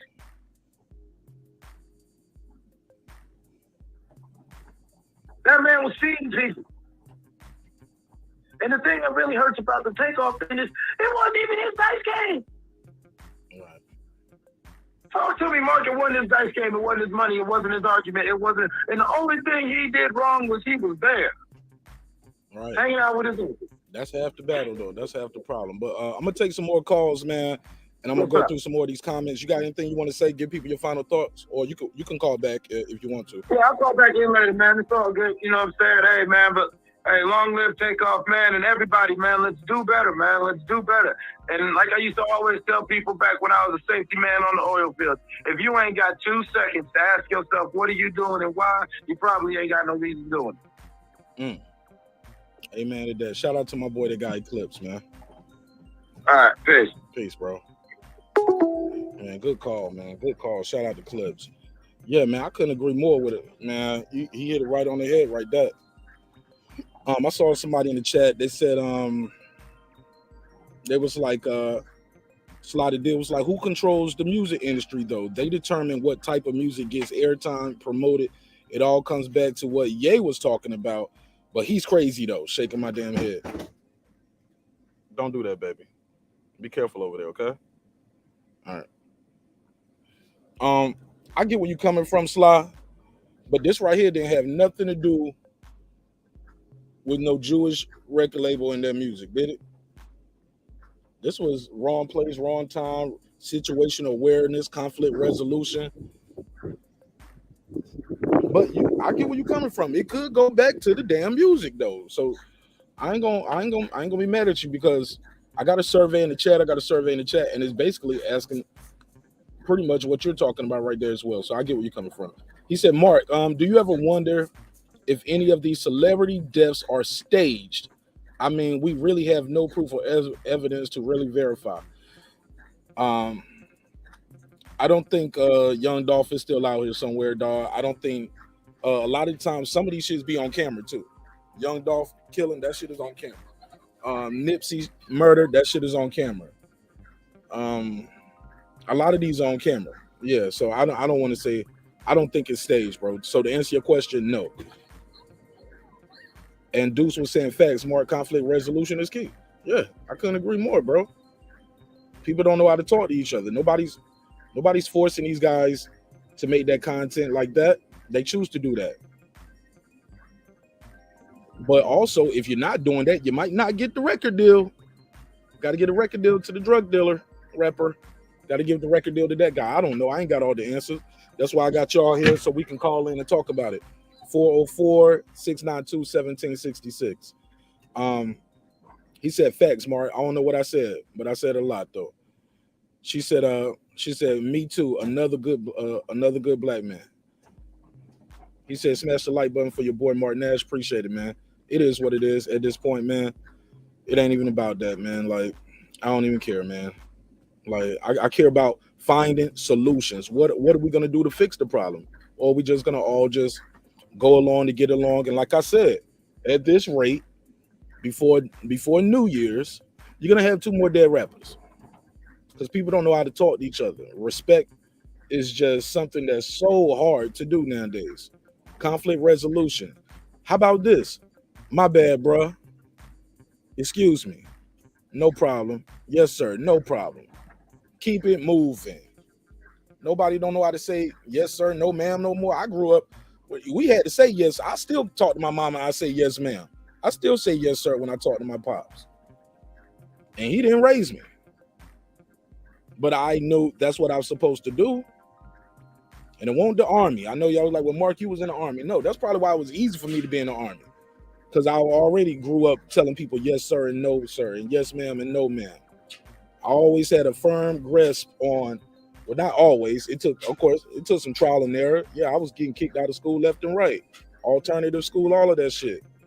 People know me. They know my story. Went to every school in my city, dog. until I got to alternative school and there won't nowhere else to go. They said, if you can't make it here, you're gonna have to go somewhere and get you a GED or something like that. But you ain't gonna be able to finish no school. You keep fucking up. She said November is scary for rappers. It was a J Prince event. Decision making, no pros and cons. Absolutely. Shout out to my boy Juan Epoxy Magic. Comedian Miss Lips, she said, I see why some niggas got clubs in their mansions. Right. Bring the party to me. I'm not going out there to see none of y'all. Some people say it was a blood sacrifice. Get out of here. I don't believe that. I do not believe that. I don't even play those games like that. Nah, I don't believe that. Some blood was shed though. When somebody lost their life, but I ain't with that blood sacrifice shit. 469, you on the line. Tell them your name, where you from, family. Salute. This Brandon from Dallas. What up, Mark? What's up, my brother? Talk to me. Yeah, I guess this news broke when right after you finished the members only last night. This morning. I just find it sad that we don't know how to control our environment. I typed it in the chat that the dominant society, they control, when you rich and wealthy, they know that you can be a target, so they control their environments. If you want to gamble, they have places for that. Casinos, controlled environments. If you really want to gamble and do something amongst your friends, rent a room. Why y'all at a bowling alley? Like, what are you doing? See, the thing about it is we haven't been taught how to move as people, and we don't realize that these rappers, they keep making these videos after another rappers, but they don't let them know, hey, man, we targets. We don't have an old head. Somebody needs to pick up the phone, an older person who knows how to move. I saw Puffy get into it Halloween. I saw security guards surrounding Puffy. Puffy was acting as though it wasn't security guards, but you have to take a certain measure. Even though he's 28 years old, somebody has to be around and say, hey, man, for the status that you at, this is not a good look for y'all to be gambling in the back of a bowling alley, or you at a bowling alley. You got to remember, people, even though you caught up in what you caught up in, people are looking at you. That's why video came out so fast. That's why pictures and all of this stuff is floating around. We don't realize how to move around this world, and it ain't just because he's a rapper. All of us should be cautious because of the world we live in. You got to recognize what state you're in, too. I don't know if the gun laws are the same in Georgia, but you have to recognize where you are at all times and never let your guard down. That's why I talk about moving through this society, military. I teach my son, we don't stop and talk. When we go to the store, we're going inside the store. You coming out the store. These are things that you have to do to save your life. Right, bro. Situational awareness, right? Right. And also, you were talking about conflict resolution. That got to go both ways. Yes, sir. Even though I might know conflict resolution, the person that I'm getting into it don't have none. So It don't work anyway. You know what I mean? So I disagree with you on that part slightly, but I'll let you finish. No. Yeah. So my thing is, this stuff has to be taught over and over. Instead of us having a lot of entertainment-driven things, we should have things that teach people how to move in society. A show. Hey, listen, this is a show of how you should conduct yourself when you're out in the streets. I got a 13-year-old, and I'm always owning him about his conduct and the way he carries himself. That's another thing. How do we carry ourselves when we're out in these streets? Do we want to represent an image? Because represent images get your face blown off. And then I hear other rappers talking about they used to worship rappers. They used to be superheroes. Yeah, but now y'all making yourself meal tickets. You want to floss your wealth in front of a people who do not have it. So when they see you and know that you have it, they coming to get it. But outside of that, I feel bad for the brother's family. I didn't know too much about the Migos. And I wish that they would take different protocols. Maybe instead of spending $1 million on jewelry, I'd take about 200 of that and push it back to security. Your well-being, you are the package. That's what they always got to remember. I am the package. So I'm the business. I'm the business. So I have to protect me as an entity. I'll tell you this, and I'm gonna get off the phone. You good? I got a question for you before I let you go. Okay.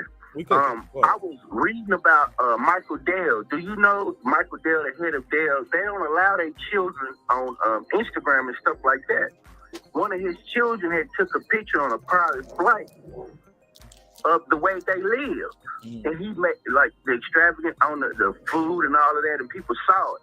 He made them his children delete the Instagram and everything. Why? Because of security purposes. There was security breach. He didn't want people in their private business. He didn't want them to know how they lived. A lot of times the rappers gotta push out this image of super duper wealth when that's not even the case. A lot of that stuff they should keep private. But I guess that's the world we live in. But go ahead, what was the question you had, bro? Because I don't want to ramble. No, you good. You good. Look, you good. That's why I'm giving everybody one-offs right here. Let everybody call in one at a time.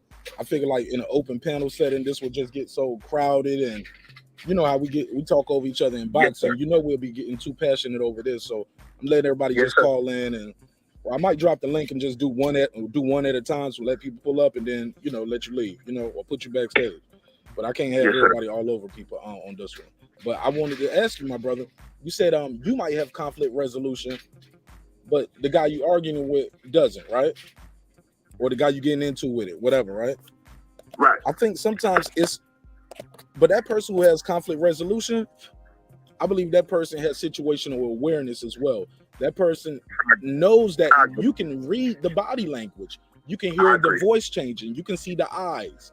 You can see, okay, this dude is getting real jittery right here. I agree. I got to take him down. I got to remove. I got to figure out how to get out. Yeah, I need to de-escalate this. That's de-escalation tactics are important. Knowing how to de-escalate and saying, "Hey, bro, let's take a step back." But go ahead. What you think of that? Because like the perfect example is a club, right? Everybody in that club ain't got no conflict resolution, situational awareness, de-escalation tactics, none of that. You're probably in the 5%. It's probably 5% or less.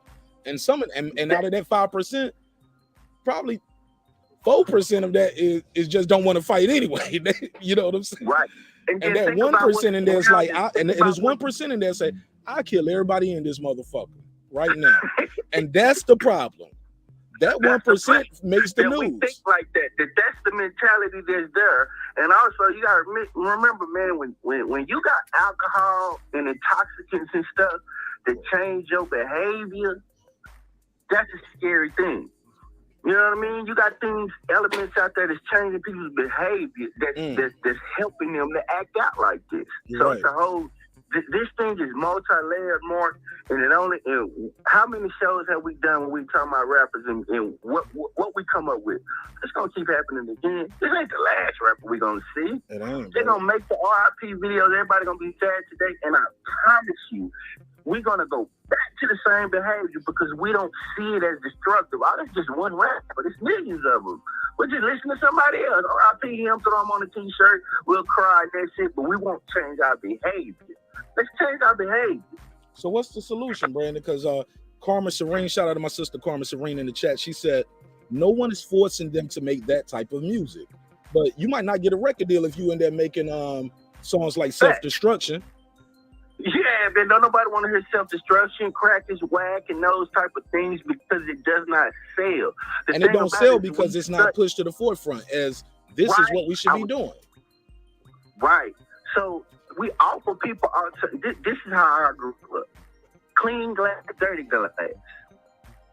You don't have to say nothing. Just sit both of them in front of them. That people will choose the clean glass, but we don't get the alternative to choose that. It's like we just keep getting dirty water set in front of us.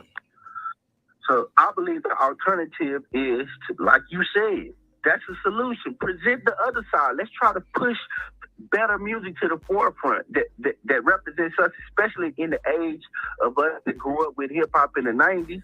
We don't relate the same to this music no more because a lot of us ain't spinning the block. A lot of us ain't doing these things. So it's non-relatable, but we allow this music to still be pushed with no repercussions, where it should be some type of governing board or something. Everybody got a governing board but us. Everybody's regulated but us. You just get to say what you want, throw it out there, and if the record label, if it passed the record label, you can say the most raunchiest, nastiest, filthiest shit, and it can go out into the airwaves. But we expect positivity when we make these things. I tell you, yeah, nobody's forcing, but at the end of the day, if these people are offering record contracts for saying the most filthiest things, and that's what's pushed to the forefront, most of the time, that's what people gonna do, especially people in poverty. Right. And comedian Miss Lip, and I'm glad you said that. Comedian Miss Lip said, "Where's the respected elders at in this industry?" People look. The youngest look at the OGs like, "Oh, he hating you, an old nigga. You washed up. You just hating on me because we get money that y'all weren't getting back in the day." No different from the NBA, the NFL. They look at the elders as if the elder is hating on them. The elder's trying to take something from him. He don't want to see me shine. But I definitely agree. There's a disconnect between youth and elders. It's a definite disconnect, but is it by? I was about to say, but is it by design? Go ahead. Come on, click on it. Go ahead. It's by design. Think about it. Before the youngsters get in, a lot of them old dudes, they get trashed in the media or the industry trashes. So, if you think about it, Jay-Z had the influence of Big Daddy Kane. You know what I mean? He got to see Kane up close, how Kane wrote his rhymes, how Kane stage shows. He talk about this book Decoded. A lot of these older brothers I see, they act like children. I'll bring it up again. Think about Puffy out there with that clown. Puffy's a billionaire who owns Revolt. I don't believe that I would see the chairman of Comcast with a clown uniform on walking down the streets of L.A. Looking like, well, to be fair, it was the Joker. Like you said, a clown, but it was the Joker, right? The Joker's a clown. Yeah, I mean, the Joker is a sadistic mass murderer. A clown. Nah, he was a man. He was a sadistic mass murderer. Right. Never forget that. He was a killer. The point that I'm making is we are the elders are childish. That's why. You got 50-year-old men running around here acting like they're in their 20s and trying to date women in their 20s, and we don't say nothing. I couldn't imagine our elders acting like little bitty. When I was coming up, they were men. They acted like men. 50-year-old men, you thought they was in their damn 70s. But the thing about it is we still trying to, older, instead of teaching the youth, we want to compete with them. We want to be in the club next to them. We want to be in the pictures next to them. Think about it. That's the problem. Most of our, we are acting like and after you finish, I'm going to go to HOD and I'll come right back to you.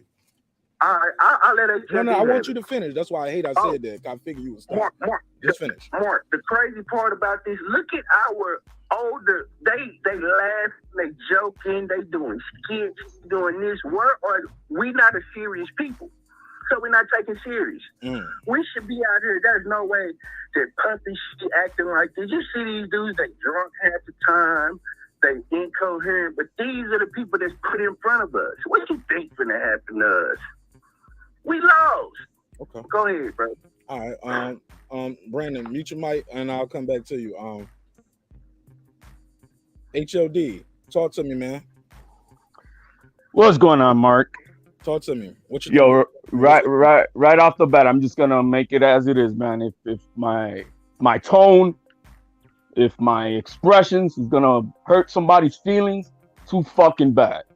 But I'm gonna say it the way I see the things are. Let's go, HOD. All right. I've always said I've been on this panel for 2 years, and all the problems that we motherfucking have all start from you fucking parents who not doing their motherfucking jobs at home. You want to talk about conflict resolution? Who the fuck are teaching these kids how to have conflict resolution? It ain't mommy and daddy. It's all this bullshit, gangster rap and hardcore bullshit that we be fucking just letting the kids listen to and aspire to be. This is the fucking problem. But nobody want to say that because, yo, man, I love my rap and I love my no, man, fuck that. You saying it yourself. Why isn't Bon Jovi shooting up fucking YouTube? Why isn't Guns N' Roses going fucking blazing on fucking AC/DC? Hell, why ain't my fucking culture? Why don't we got Bad Bunny shooting up Tego Calderon or Daddy Yankee? Listen to the fucking music they're putting out, man. It's love music. how to fucking get that booty. It's the type of music that when you go to the club, you know you're gonna come out the club with some ass. But when you fucking only fucking wanting to be this super gangster, huh? The only way you know how to be a gangster is to fucking pop somebody over some dice. That's the way you fucking. That's the conflict resolution we have. That's what our fathers in this fatherless nation are teaching our kids, because there are no fathers. It's very few and far between. But nobody wants to accept that because it makes your butt hurt. Because if this message bothers you, it's because you're doing a fucked up job at home. And you're doing the same shit that I'm fucking saying you're doing. This is crazy, man.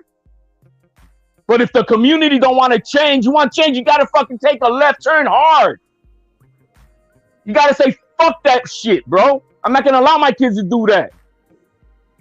Oh, why we got 13-year-olds out here with fucking booty shorts? Who the fuck is buying them booty shorts? Right. But no, nobody want to say that shit. Take responsibility. Being a fucking parent is a 24/7 full-time motherfucking job. It's the most important job in your motherfucking life.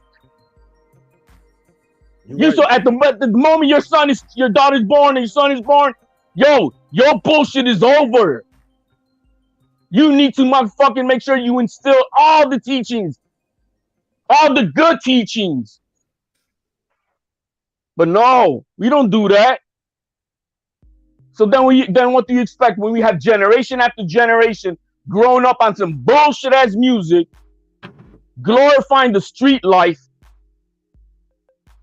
And if anybody disrespects me, man, I'm gonna cap your ass. Mm-hmm. Oh, that's that. What other way? Because yo, when we got that MC Hammer and Vanilla Ice, right? Oh my God, that's corny music, and that's some bullshit music. Tupac and Biggie making fun of that shit. Where their two motherfucking asses out right now? Yeah. Where their fucking asses out right now? There's ways to make music that hits you hard. That when you go to the gym, you want to pump some iron. I can still listen to fucking El Cool J with I'm Bad. I can fucking listen to Eminem. What is that song that he got? You only got one chance. Lose yourself. Lose yourself. Huh? Or you can fucking shit. Corny as it is, Roy Jones Jr. Can't be stopped.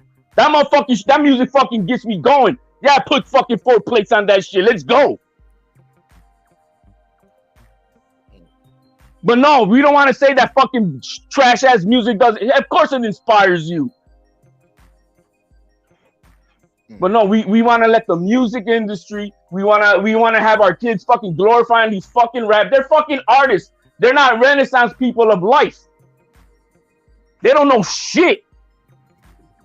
They could, all right, so they could put words together. Great. Their beats are hot. Awesome. But their philosophies in life, we want to look up to these people as fucking fans. If any of them, they're fucking artists. They got an ass like you and I do. They still got to shit and wipe their ass. You got to look at the people that are the right people that fucking gonna instill you with knowledge, wisdom, how to be a lady, how to be a man. And that shit all starts from home. We let the TVs babysit our kids. What the fuck is a 10-year-old doing out on the streets at 12 o'clock at night? And we want to say that it's the white man. Get the fuck out of here. It's a fucking tough pill to swallow because accountability is hard. Right. It starts from home, Mark. The resolution, it starts from home. Yes, then we got to have what's this kid doing out there? He's a fucking millionaire playing dice. Call it as it is. Rest in peace and God bless his soul. With his millionaire uncle, who's also in the group with him. His millionaire uncle. Yo, so what somebody said to me, yo, just because you rich don't make you smart, you stupid fuck. What are you doing? Do you got Snoop Dogg being out there? Do we got Dr. Dre being out on the streets? Do we got Jay-Z out there doing this stupid shit? They was young though. They had their own run-ins too. They just survived. They survived, but you talking now, they're like, nah, we pulled away from that shit. Yeah, you got to pull away at some point. You got to pull away from that shit. Remember Diddy was in the club with the shine and the knife shit. Look what he's doing right now, fucking glorifying a mass murderer. Yeah, it's funny and everything, but if you think about it, Who's the fucking Joker? A mass murderer. So that's cool. Think about it, guys. What are you glorifying? Fair enough. That's a billionaire that owns a hold up, Brandon. HOD, were you done before I go to Brandon? I don't understand, people. If you're not gonna want to really change, more people cutting each other off, right? If really we're repeating the same shit, and it's a fucking broken record. Either the whole community says, we done with this shit. We're gonna stop glorifying the streets. We're gonna raise our children 24/7. We're going to be on top of their asses, instill them with the wisdom as best you can. And if you don't know it, seek it. This is now 30 years of fucking bullshit now. How long has it been since Tupac and Biggie been killed? 96, 97. 30 years almost now on this shit. Come on, bro. And so we haven't learned what this shit does. So now we have a whole generation now brainwashed, glorifying bullshit. That this is the way we handle things as men and women.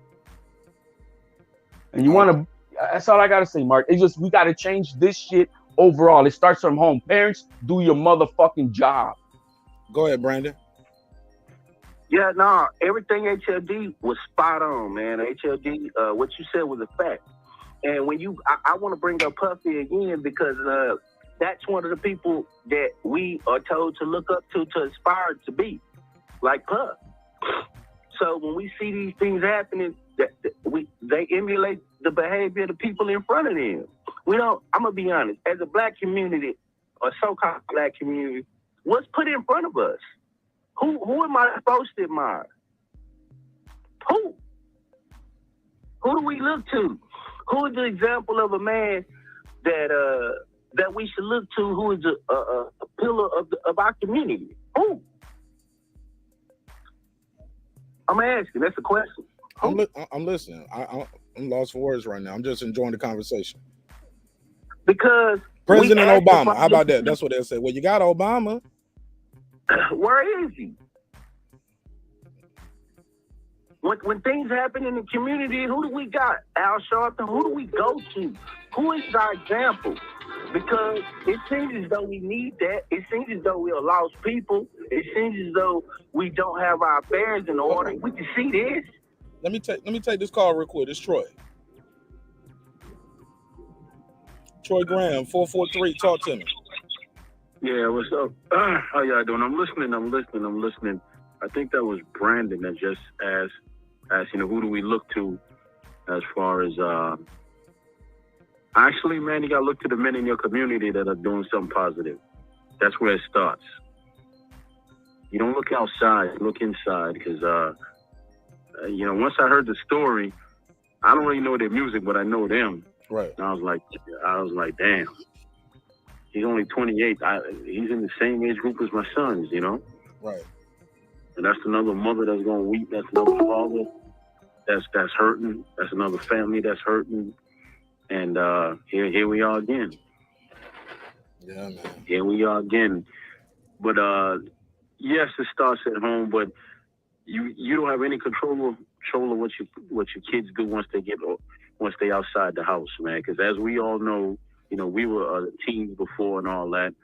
We put on one way in front of our parents, but outside we act another way till we're old enough to understand better. But there's a couple of things that couldn't be done. Go ahead. Number one, they could bring back, the community centers. Because I remember going to a community center after school, right? Right. They had a pool in there. They had the older brothers in there, and they had this older cat in there who was the one who was running it, but he let some of the older brothers in to keep us calm, Well, it was no fights in the community center. None, right? And after that, man, you just keep setting up these programs inside the community that teach people how to build. Like, look at schools right now. There's no more shop classes. Why? When I was coming up, there were shop classes. Right. They don't have shop no more. Why is that? Right. Why they take that out of school? I don't know. When I was coming up, you learned how to fix cars. you learn like me, you know, I learned electronics, right? And you learned a lot of stuff in shop class, cooking, electronics.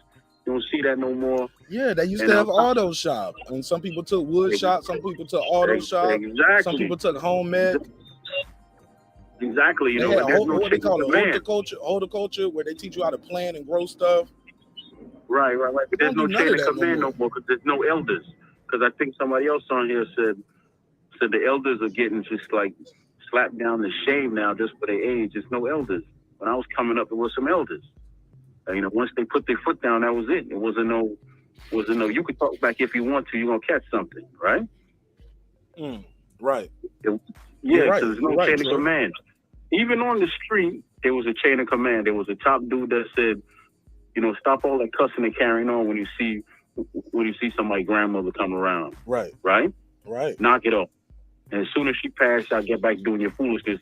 But when you see these old elder ladies, you help them with them and all of that. You don't see that no more. Everybody wants to kind of ride on this wave of we have to be the same. But, you know, I ask this question all the time, man. People might say I'm crazy. If you could save 5 billion lives in the future that you'll never see, would you press a button right now and kill 500 million people to save those 5 billion? Oh, wow, that's deep. And you know, you said you got to kill how many? The reality of life, Mark. Because life is, like I told my daughter years ago, life is compassion and life is cruelty. They're twins. And in order for you to grow, you have to go through both of them. So, you know, mom is the easy one, and I'm the cruel. So that's the way it's gonna work. You know, and you know, we take away that cruelty now, and we just want to baby everybody, and you see what you get. You see what you get, man. If someone's wrong, they're just wrong. Period. But all right, I'm done on that note. Hey, but what was that question again? You said if you can use it. What was the question about 500 to save? What? Say that number again. Oh, okay. Well, if you could save like, you know, 5 billion lives that you'll never see because they're in the future, would you press a button and kill 500 million right now? That was my question. And everybody looks at me the same, and yeah, man, you sound crazy. So basically, take out a whole country to save the whole world. Hey, that's what it sounds like. Either you clean the dirt out your eye, or you go blind. It's just that simple. I don't know how I feel about that, Troy. About just I do. I don't even know. I don't even know if we can see the future like that to see 5 billion people. But shit, that's interesting, homie. Good question. All right, man. Come here, baby. All right, bro. All right, good call, man. Shout out to Troy Graham. Wow. I want to say something. Somebody put something in the chat. I wrote it down. They was like, I didn't know this. They said a 3-year-old was fatally shot during an apparent road rage incident in West Lawn Friday night. Was one of the 5 people killed by gun violence in Chicago over the weekend. I'm so sorry for to hear that. What is the child's name? Put the info out there for me, fam, so we can find out what happened and cover that story as well. You passed to my homeboy Clips. What up, fam? What's happening, cousin? How's everybody doing, man? You know, hey, that was a deep question, man. Shout out to Troy Graham, man. That was deep. That was a very deep question. Actually, yeah. In part of my training at think camps, we were given a similar scenario, and it's one of those things where people just gauge your answer to test your see how your mind works. You know, would you make that sacrifice? Well, how about it, Mark? Would you push the button? Would you kill those 500,000 for those billions of people? No, it's 500 million, which is like that's a country a little bit with more of a population than America. So America has 300 million. It's about 8 billion people in the world. So it's like him saying, will you take out a whole country to save the whole world? And when you put it that way, I wouldn't have no choice. But the method that you do it can also end up killing everybody too, like with nuclear things or biological weapons. So I'm very tricky about that kind of question. You know what I'm saying? Oh yeah, no, I hear you. That's why I loved it. That's actually topic right here, though, bro. I don't want to get too far off the track. I like Troy, but I don't want to get distracted from what we here for today. Yeah, no doubt, no doubt. And we're here to not only memorialize the brother Takeoff, but we also here to, like you said, let's not just send thoughts and prayers. Let's really start talking about some corrective measures that individually and collectively, and certain things that we can start individually and collectively doing to shift the culture to where we don't have young, great men and women with so much untapped potential, such as Brother Ball right here. Rest in peace to Brother Ball, who is gonna be like this is potential untapped. This is one more what if that'll forever echo in the minds of anyone who ever knew him. 20 years from now, when some kid is digging through the crates and encounters Migos music, at some point they're going to say that question, damn, man, what if he didn't die? Right, bro. You're right. And the sad thing is, like, death comes on swift wings to both beggars and kings. Only fools argue which man is better to be. You know what I'm saying? Like, but you figure when you get to a certain level of success and everything like that, you figure some of these more preventable scenarios can be prevented. You would figure that, right? You know, that's what you would hope. Yeah, Jay Stacks. Yeah, they said he died, bro. Died this morning. This was breaking news. Happened in Houston at a bowling alley about 2:30 in the morning. It was a private event, and the event was over according to our reports. But you know, some of the high, you know, the VIPs, the A plus people stayed around after. Dice game ensued. Allegedly, Quavo was getting broke, getting his bank broke. Argument ensued. Shots fired. Quavo got. Offset. Takeoff got hit. So that's what we had with it. No, you got the background. There you go. Yeah. So that's what we had. But far as we know, man, this is all real, bro. No fake news right here. Not trying to. Nah, I wouldn't even put this out here, bro. Yeah, I wouldn't even put this out, J Stacks, and I'm pissed off about it because nothing is changing, nothing is happening, and unless we change or do something, this shit gonna happen again, at least 2 more times before the first of the year. It's November the 1st, so you got all November, all December. Over under, I'm gonna say two more rappers are gonna die before the year is out, and it's unfortunate. Go ahead, Clips. No, I concur. And also, let me speak on this. As we discuss what happened, and then we try to figure it out. We gotta, especially in the YouTube social media community, we gotta stop with some of this extra hyperbole and gas. All right, the story will come out, the truth will come out. You know what I'm saying? Keep putting this at the feet of Mob Ties, and keep, you know what I'm saying, putting, you know, Jazz and them name in there, you know, whether they involved or not. Like some of the rhetoric I've seen on social media, it almost seems like they're trying to make this an Atlanta-Houston thing. You know, and I don't even want to repeat that. If you heard that, don't repeat that, bro. Exactly. We ain't doing this. Like, you know what I'm saying? Like, that's what I said. Like, there's this weird culture where when this happens, not only do we not do nothing, we try to somehow make it bigger and make it into something else. And, you know, and all we really need to do is we really need to put our arms around each other and take this pain and make it a teachable moment. So hopefully next November, we're not having the same stupid fucking conversation. But with that said, I see the gas. I see the gas and the kerosene being poured, and I don't see the corrective measures. You know what I'm saying? Like, some shit like this will make a young, impressionable, goofy motherfucker want to sit out at a dice game with all of his jewelry on and popping shit and boop-de-boop. Because, yeah, nigga, see? Yeah, I'm out here. I'm outside. And I'm so I agree with you on a lot of things, not everything, Mark, but this is the one thing that I truly regret that I agree with you on. That yeah, we'll probably see 2, maybe 4 before New Year's. It's sad. Yeah, yeah, it's crazy. I saw something in the chat where somebody had said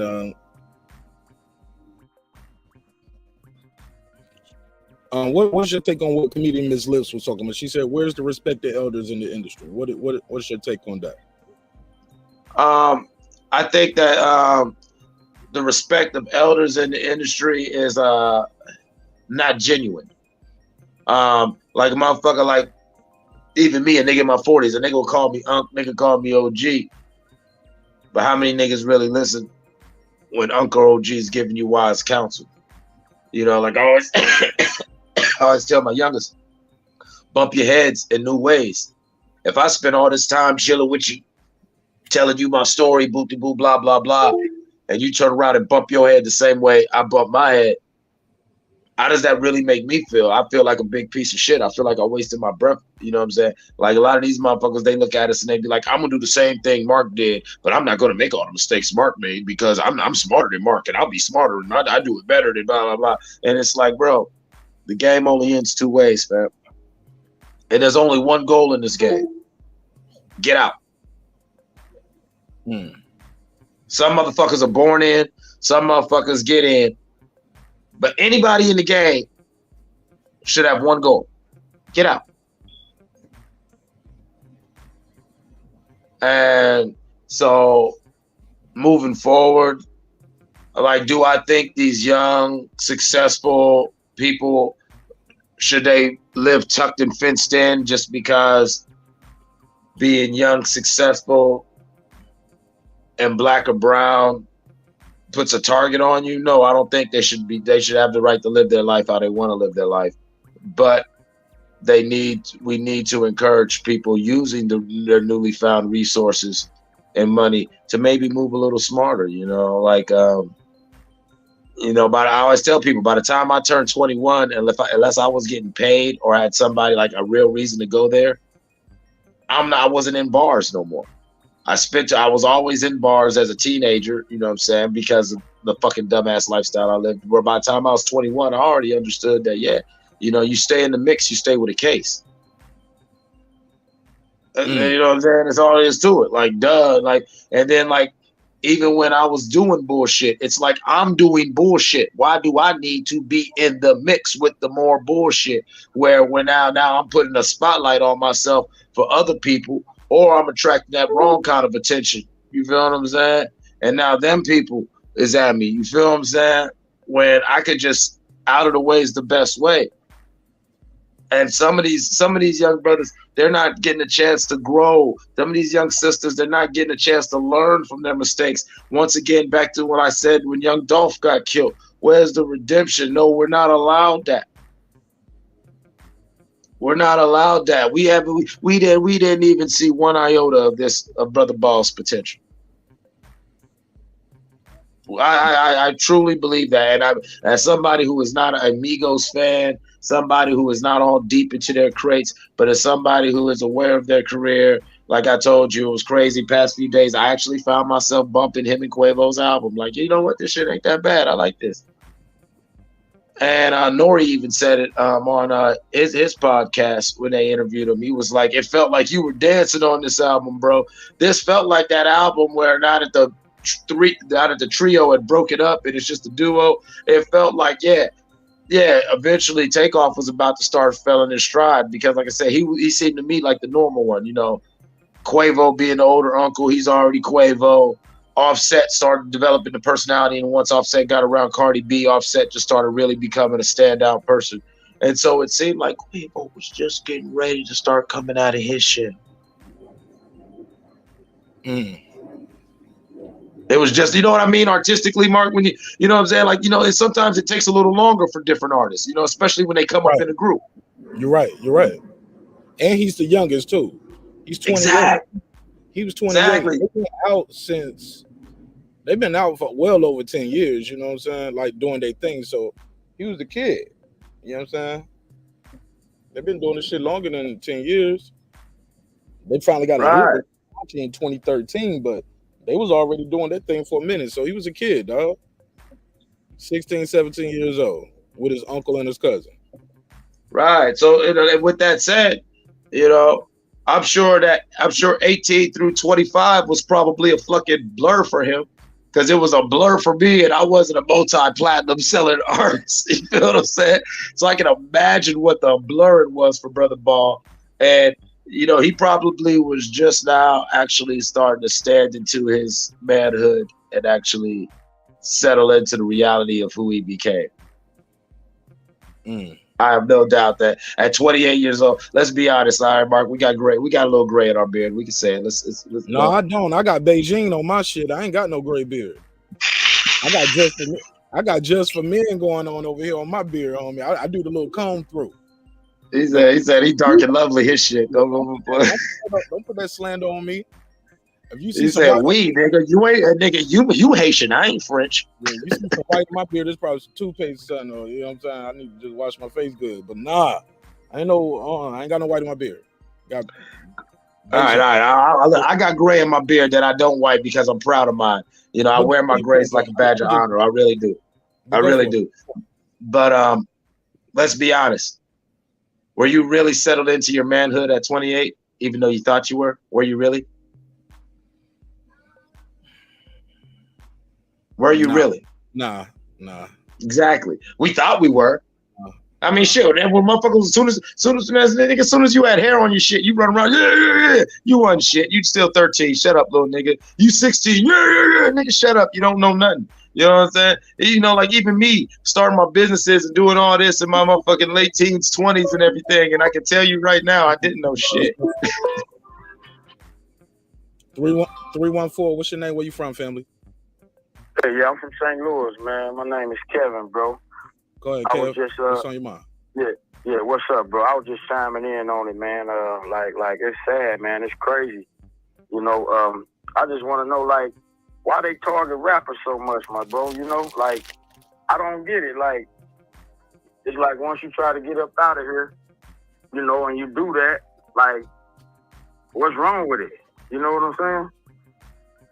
I'm listening. Go ahead. Yeah. You know, I just, like I said, I was just chiming in, man. I just had got the news. I was picking mom up from work, and I had heard it over the radio. I'm like, wow. But I got a question for you. When you say they target rappers, who do you mean when you say they? Because a lot of times these are black folks killing black folks, homie.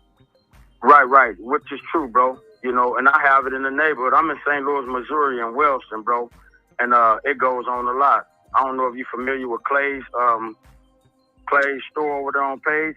Yeah, I heard of it. Well, go ahead.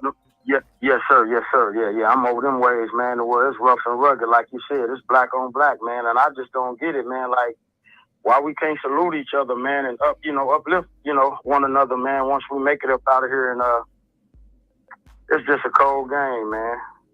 It's a cold game, bro. But I just thought I'd chime in on it, man, and give you some more views or whatnot, bro, because it's sad, man. You know. Yeah, I appreciate it, man. No problem, bro, man. Like I said, I'm 47, man. I'll be 48 in January, so I've been through the trenches and been through a lot myself, but we didn't come up like that, We came up and we fought or had some disagreements, man. We'll go play ball soon we get done banging, you know what I'm saying? So to see it lead to this, man, it's senseless, But even then, though, you had brothers killing each other, too. They'll go upside your head with a brick. Even then, people were killing each other. They'll stab you to death, poke you to death. They'll find a way to get a gun from somebody if they want to blow your brains out. They've been, look, since they had guns in this country, people been killing each other with them. Yes, sir. And I totally agree. But my thing of it is, like, bro, what solution can we, because I'm quite sure you're in the same mindset that I'm in. Like, what can we do, like, to, like, get a hold on this, bro? Like, because it's senseless, man. Just like we just had that shooting here. The old boy just did that over that CSVP, right? Yeah. Yeah, like, it's crazy. And he was just he needed attention. He was like, shit, he ain't got no girlfriend, never had a girl, ain't got no family. You know, and he was just like, hey, this is self-destruction. This is a prime way for me to go off and do it. You know what I'm saying? Go do what he did. You know, I don't know, man. I want to join a movement or something, man, like to where it's something that what my input would help or whatever I can do, bro. Okay. Well, man, you welcome, man. You welcome. You always welcome here, bro. And it's a link in the description. Shit, join the membership, man. We can always kick it and have a good time. Have some real deep discussions, man. And we need to talk more about solutions because, like you said, like I alluded to as well, it's like Groundhog's Day, and I'm telling y'all now, it's November the 1st. By New Year's Day, there's gonna be 2 more. I hate to say it, but yeah, real. And because people are gonna move forward, they're still making the same content. No conflict resolution, no de-escalation. Nobody is talking about. Nobody's even making music about doing better. It's just still the same shit. Nobody's having no peace conference. I don't just show like a big like some Rock Nation brunch without being at Rock Nation though. You know, show us all in unity. The whole industry. You know what I'm saying? So, not just the rappers too, the singers. I was just going to ask you that. The blacks and the Jews together. Yeah. Why we can't do something like that? Because we can't go into the next year with the same shit like this. Because it's nothing's gonna change. Somebody said, I heard they broke up, they was beefing. Offset Quavo is Takeoff's uncle, and Offset is their cousin. So I who wouldn't have a beef or something with a cousin or a family member, and you in a group together, you're on tour, they grew up together, they was raised in the same house together. They ain't gonna that was never gonna be a breakup, like how y'all think it might be. Like, cause these people are blood, they share the same blood. It was never gonna be what you guys think of. Like the Jackson 5 broke up, right? But they didn't break up. They still family. You know what I'm saying? They still family at the end of the day. Yes, sir. They send each other Thanksgiving, Christmas, all of that shit. It ain't like that. They grew up in the same house. Yeah. So it ain't what the media put out there and portrayed to be like, you know, a breakup. Because I just found out that they was all a unit. They was all family, bro. I never known that. Yeah. You know what I'm saying? So that's his. Look, that's Quavo. Is his uncle, dog. He's only 3 years older, I think, and I believe his sister, Quavo's older sister, raised all of them in the same house together. Right. So Quavo was with him, right? Yeah, he was with him. Wow. That's him on the screen right there, the orange shirt. The orange shirt, that was him. Okay. Yeah. Oh man, it's sad too, bro, because you can hear him screaming, and like it's graphic, dog. Yeah, man, that soundbite really bothered me. That really bothered me, though. Where you hear Quavo just screaming. Go ahead. Finish on what you were saying, caller. Yeah. No, I said, I saw that, man. I saw how you kind of like blocked it or whatever, but yeah, man, it's sad, man. It's like, man, I hope it gets greater than later, man, you know? Like, I don't know, bro. But like, yeah, how can I, like, cause I'm not on Facebook or Instagram or none of that, so how can I chime in with you to where, you know, I can get some input on making a movement, man. Let's try to do something different, you know? Well, shoot me an email. I got an email in the description block. Shoot me an DM or an email. My email is in the description block. It's marqnash27@gmail. Also, hit me up on Instagram.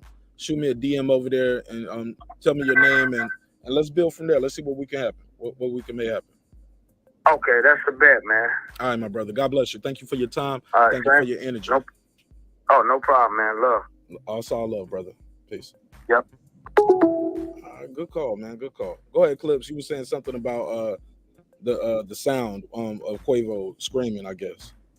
Yeah, when you hear Quavo's saying, breathe, no. Oh man, like that shit was like, you know, like you hear you more hear the girls talking closer to whoever's holding the camera, but I could clearly discern Quavo's voice saying that. And once again, I don't know how this happened.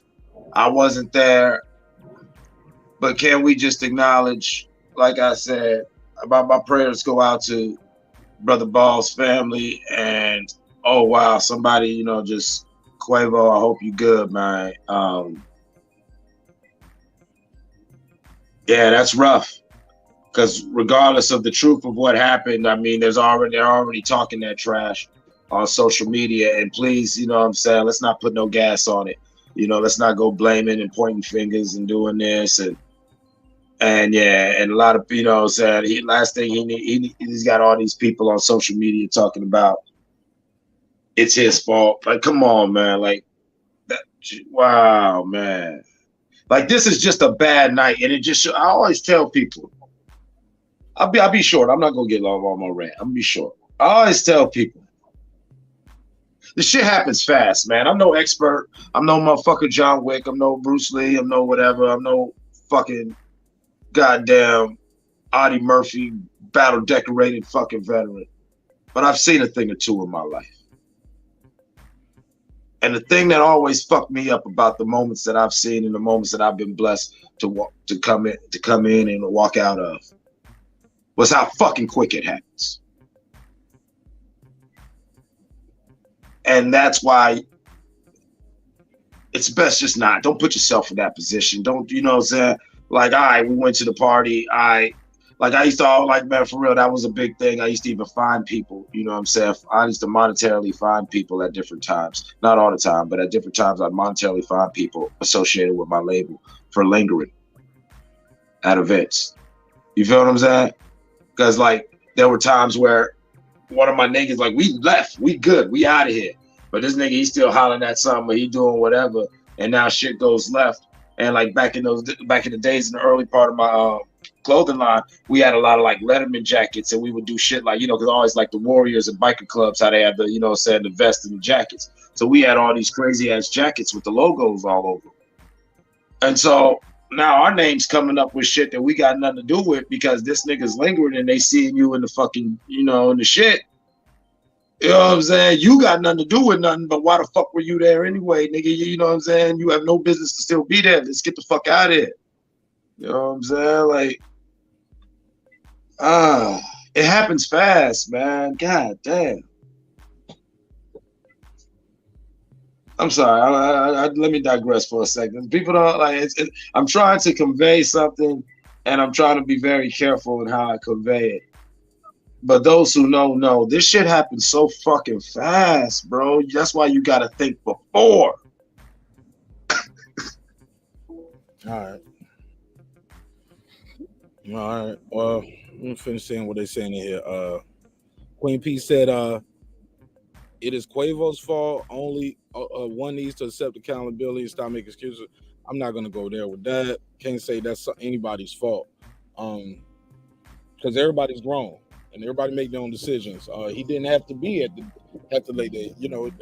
I'm just saying. They're all adults. They all move together. Moves like a unit. You know what I'm saying? I can't say it's nobody's fault yet. We don't have all the information. This shit is less than 24 hours old. I don't think we have all the information because the police hasn't even put out all the information. So I don't think we have all the information yet. But this is my guy KP. Go ahead, man. Talk to me. What's up, Mark? Can you hear me? Yes, sir. Talk to me, bro. Yo, salute to you and Clips, man. Clips, I'm very similar to you. I was always the one to lead before it all kicked off. I was always that guy. And some people just have it. Whatever it is, we have it. And the people that listen to us, they know exactly what we mean when it's time to go. And those that don't, they just don't. Right. And I think that's what you were trying to really articulate. It's crazy though, Mark, because when I lost my little brother, it was very similar to a situation like that. They were going to a dice game, and I wasn't there. But if I was there, I know I would have been like, nah, this don't look right. You know what I mean? So just seeing situations like that, like Clips is saying, you have to know when to go and when not to go. And I was always the guy that heard the story about everything that happened after I didn't go. And it's just always been that way for me. I just trust it. Whenever something tells me not to go, whatever you want to call it, whether you call it spirit whatever you want to call it. I just know I had it, and I always obeyed it. That boy said he had them spidey senses. Peter Parker with the flow. No, man, it just works, man. I always got the phone call the next day of what happened, man. Always. It never changed. Never changed. It's been like that for a long time. So I can remember that for the last, I'm not even 40 yet, so I can remember that for the last probably 20 years. When it's time to go, it's time to go. Time to go, bro. Man, that's real shit right there, KP. You don't even fuss, man. She just go. Yeah, don't argue. I tell people all the time, like you're gonna just think I'm crazy because I'm gonna say it once and then I'm gonna act on it because I ain't fucking around. I've got too many bumps on my head and I'm still alive to where I don't question. I always tell people I never second guess my intuition. I never do. I don't either, man. I don't either. Yeah. So I understand exactly what you was articulating. I remember a time too when I was in my mid-20s, and me and my cousins had we had a club business where we basically was ushering people to a club for like open mic. And once it started to get a little bit too big, I started to feel a way about it. After we shut it down, a few weeks later, it got shot up and people got killed. Damn. And you just I just always followed it, man. I just let it be what it is, man. I don't argue against it.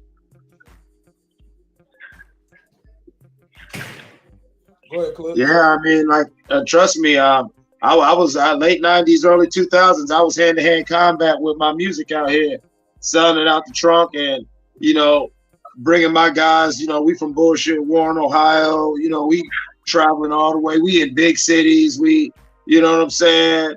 Like, I had to, like, man, like, I ain't even gonna lie. Like, we done did bullshit. I mean, I done had niggas robbed and did dirty on some stupid shit. Like, he just happy to be in New York City. Like, nigga, we all the way in Manhattan. You to let these bitches talk you into getting in the car. Now you somewhere in some fucking borough. We don't know where.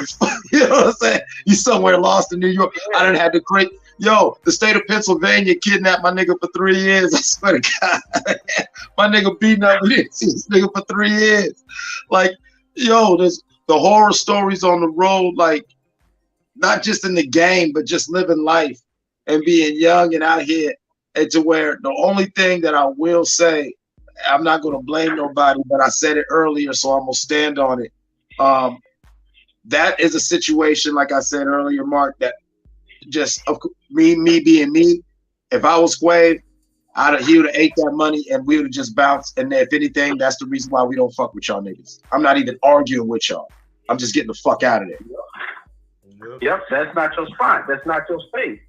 Always respect the home team. Trust me, as somebody who made his bones as a stick-up kid, I don't give a fuck where I am. All the crazy shit I talk. Mark, when I come down to Atlanta, I'm going to be me 100%, but I'm going to act like I'm a nigga from Ohio in Atlanta. Yep. That's just how it goes, man. That's how it goes, man. It's just part of it. It's sad, but it's part of it. Our athletes, rappers, and activists, or whatever you want to call them, entertainers, they cannot go into zones and act as if everything is normal. They are the lottery ticket for somebody else. That's what they are.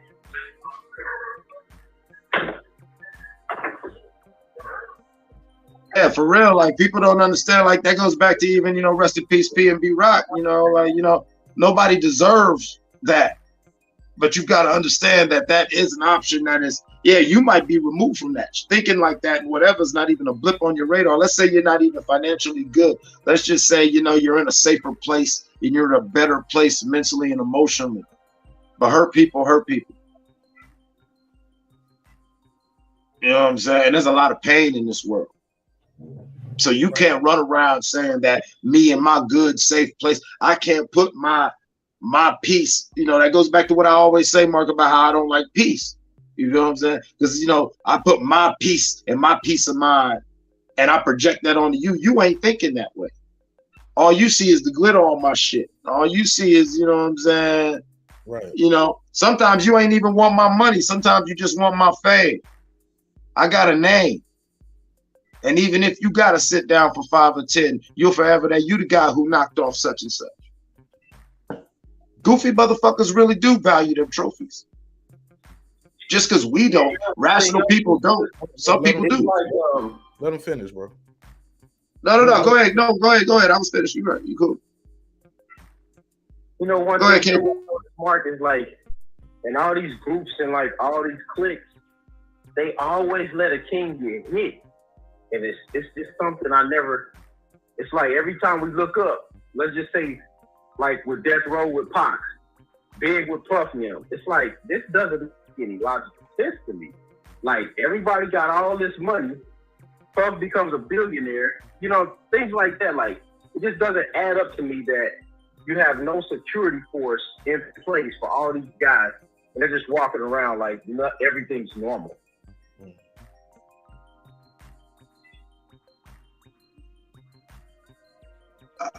Some of that comes with I believe some of that comes with the whole we still want to be men of the people. We still want to, you know, hey, ain't shit changed. Hey, look, man, look, I'm still me, man. Hey, you know what I'm saying? Hey, fuck all that guy Eclipse, man. It's still Mike, baby. You know what I'm saying? Like, nah, fuck all that. Fuck all that. I lost a lot of friends because I lost a lot of friends who didn't say fuck all that. And so by the time I had reached about 24, I got extra fuck all that. You know what I'm saying? Like, you've got to compartmentalize, and you've got to realize where you're at and what you're doing. Once again, if you can't take 2 seconds to think about what you're doing and why, you ain't got no minutes doing it. Okay. I mean, those are 2 quick questions to ask yourself. I mean, you could ask yourself, I mean, anybody who's ever trained in boxing, wrestling, or whatever, you know what I'm saying? If you can calm down in a fight, you could ask yourself a whole bunch of questions in 2 seconds. You can process a lot of data in 2 seconds. You know what I'm saying? But most people don't think. And we don't have conflict resolution. And also, you notice how a lot of schools don't teach kids like real critical thinking, you know, them little exercises and things like that, to where you can think in a situation quickly. So think about it. Now we have a generation who, like Mark keeps saying, they don't know how to resolve conflicts. Plus, they do not even have the tools, let alone the ability to process data in real time. Some people just naturally got it, like what we were alluding to, KP. You know, we actually, you know what I'm saying, you call it whatever, the spirit, whatever, we actually can go with, okay, nah, let me lead. And some niggas really just sit around to see what's going on until they find out being the motherfucking centerpiece of the show. And go ahead. Against the ropes with those, he said, I hear y'all. And he goes back to what I was saying for as the solutions, right, Clips? He said, I hear y'all, but what are we going to do to stop it? We can't take people's guns away. And people obviously, I guess, love the music the way it is. My answer to that, KP, if you still there, I'd love to hear your take on it as well. Then Clips. Balance. Like I was saying earlier, I don't think the balance is even there. It's no push for. I always bring up the Biggie "Give Me the Loot" reference. If they can tell Biggie, you can't say, I don't care if she's pregnant, give me the baby ring and the #1 mom pendant. You can't say that. They edit that out. But you can still do the whole song about robbing though and shooting and killing. Like, if you can say, hey, don't say robbing the pregnant lady. We don't like that. But talk about robbing and killing everybody else. No. You can't have that. So I think that's where I think some people have an issue with the content. They wouldn't let him say the son of Satan. My killer's too blatant. You hesitating. I'm in your mom. But you can still say I'm in your mama's crib waiting. But you get what I'm saying? But you couldn't say the son of Satan. He's still in her mama's crib waiting. Duct taping. Your fam, destiny lays in my hand. Like, Gat lays at my weight. Like, this shit is graphic. He's kidnapped your mama and your family. But you can't say son of Satan, though. No. But you can say my killer's too blatant. Like, do you get what I'm saying, bro? So I think it's a balance. Like, we don't get songs like Self-Destruction anymore. We don't get those. We don't even get those Heal the Worlds or We Are the World and none of those type of songs. We don't get You're My Brother with the choir. The songs like You Will Know with those were positive songs and talked about brotherhood. You don't get you just where is it at? Where's the balance? It's all about fucking, doping, drugging, selling, killing, and every now and then you'll get a song like One Mic. Every now and then you'll get a J. Cole Unpretty type song or Crooked Smile. But it's not the norm. That shit ain't pushed to the forefront. But I digress. KP, what you think? What is your answer? What is your solutions? He said, I hear y'all, but what are we going to do to stop it? We can't take people's guns away, and people love their music the way it is. What do you say to that? Or did they lose? Like KP? you said, there's got to be a balance, and there's got to be teaching of conflict resolution. But also, Mark, these kids are seeing images of this. We didn't get to see that coming up, right? We didn't see Pac and Big's body on the ground. You know what I'm saying? Like, that's a part of the desensitization of their minds. So they've seen it so much. Seeing the body on the ground, it's like normal to them. You gotta think, bro, we didn't see that. And to see that all the time of quote unquote their favorite artists or entertainers, man, it's really sick. So the paradigm that we're in now, it really has to change. But it also proves another thing too. And it's sad, but Kanye was right about them saying what you can say on those records. Oh yeah. And it just is what it is. Our people have a way of moving that part of about everything that he said and focusing on one thing rather than the whole of what he said and how it affects us daily. And then we have these moments like this right after it. Go ahead, Clips. I agree with you, KP, 1,000%, my good brother. Kanye is in so many ways throughout his whole career, like hell, he got a career because songs like Through the Wire and Jesus Walks were so refreshing to hear that even somebody like me who's not a Christian just was glad to hear a nigga so unapologetically rapping about not being a gangster, rapping about being that cool nigga in the hood. Yeah, he grew up with the gangsters and the gangster disciples and the Stones and the Lords, but I'm the nigga. I'm Kanye. I make beats. I wear polos.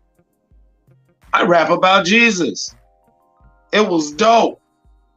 So much so that we listen to every week. You know, we pay attention to everything he says over 20 years later. And he hasn't been wrong. And he's been wrong in his messaging and is wrong in his whatever. What we gonna do to fix this? I believe it's a balance, and I believe that us as a culture, we have to put our foot down. Just as we, as a culture, one day decided we're not wearing cross colors no more.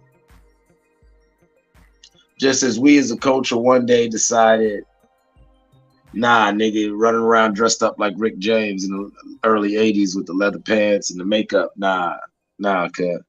You ain't about to sit on stage and rap about you the baddest motherfucker, you know what I'm saying, with like a cod piece and some boots and shit. Like, this ain't about to do it. If your name, the only man who was allowed to still do that after a certain time in like the late 80s was Prince. And we as a culture decided that. I'm like, you know what I'm saying? Like, some people are laughing, but if you're old enough, you remember the culture shift from the 80s to the 90s. There were very distinct things that we as a culture decided. And that's what put us on this path. So how do we fix that though right now to keep people from killing each other, dog? Individually and collectively making that same choice. Bringing back the fam, bringing back a culture where you stop all that punk shit. You know what I'm saying? Like, remember the days when OGs would, you know what I'm saying, make them niggas fight. Them niggas ain't gonna be out there in the streets doing all this because somebody will grab them little motherfuckers. I joked around one time on your show and I said, yeah, we need like a real life drop squad, because I do believe that the government is not the solution. And it's deeper than black people. We have a deep, weird sickness happening with the human species where we need to all collectively take a beat and reassess. Okay. He said rap music is mental poison, majority of it. I don't know what he's talking about with sports. Okay, he's talking about what he studied, sports management. All right. He said I ended up. Okay, He talking about what he did growing up.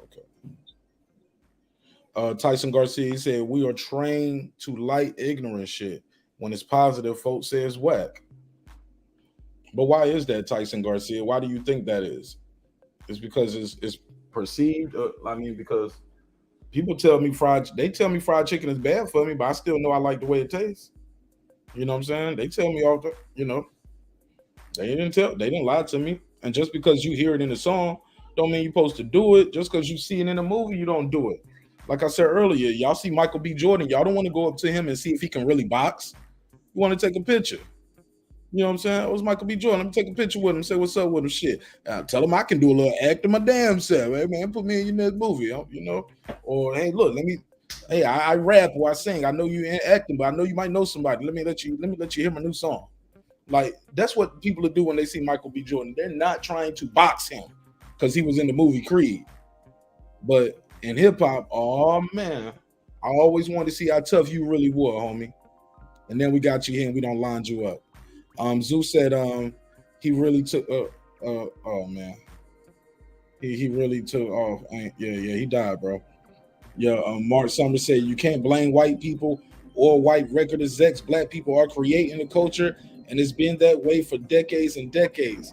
But to bring Brandon Washington point up, he said, who do you blame? What if let's say this person I know this person makes bombs. I can't just be giving them mad money. What you think they're gonna do with it? They're gonna make a lot of bombs. They're gonna blow some shit up. They don't teach financial literacy either, but those people are empowered. Those people get the record deal. They could say, no, we're not signing nobody to doing this shit. How did it get cool? How did it get popping? Because it was funded. It was put out there. As in, this is the hot shit. Why? Why is this the hot shit? Because he got $1 million budget for a video. Wow. Why does that type of music get $1 million budget? Because they want to push it to the forefront. They are invested into the success of this type of music. I'm just saying, there's some dope motherfuckers out there make dope music. Mos Def is one. He's not pushed to the forefront like that. I think.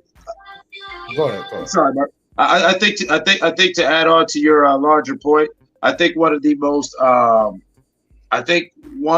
most prolific lines in all of hip hop will have to be Dr. Dre's "Let Me Ride." Ain't no black fist, it's just that gangster glare with gangster raps. Gangster makes a gang of snap. You know what I'm saying?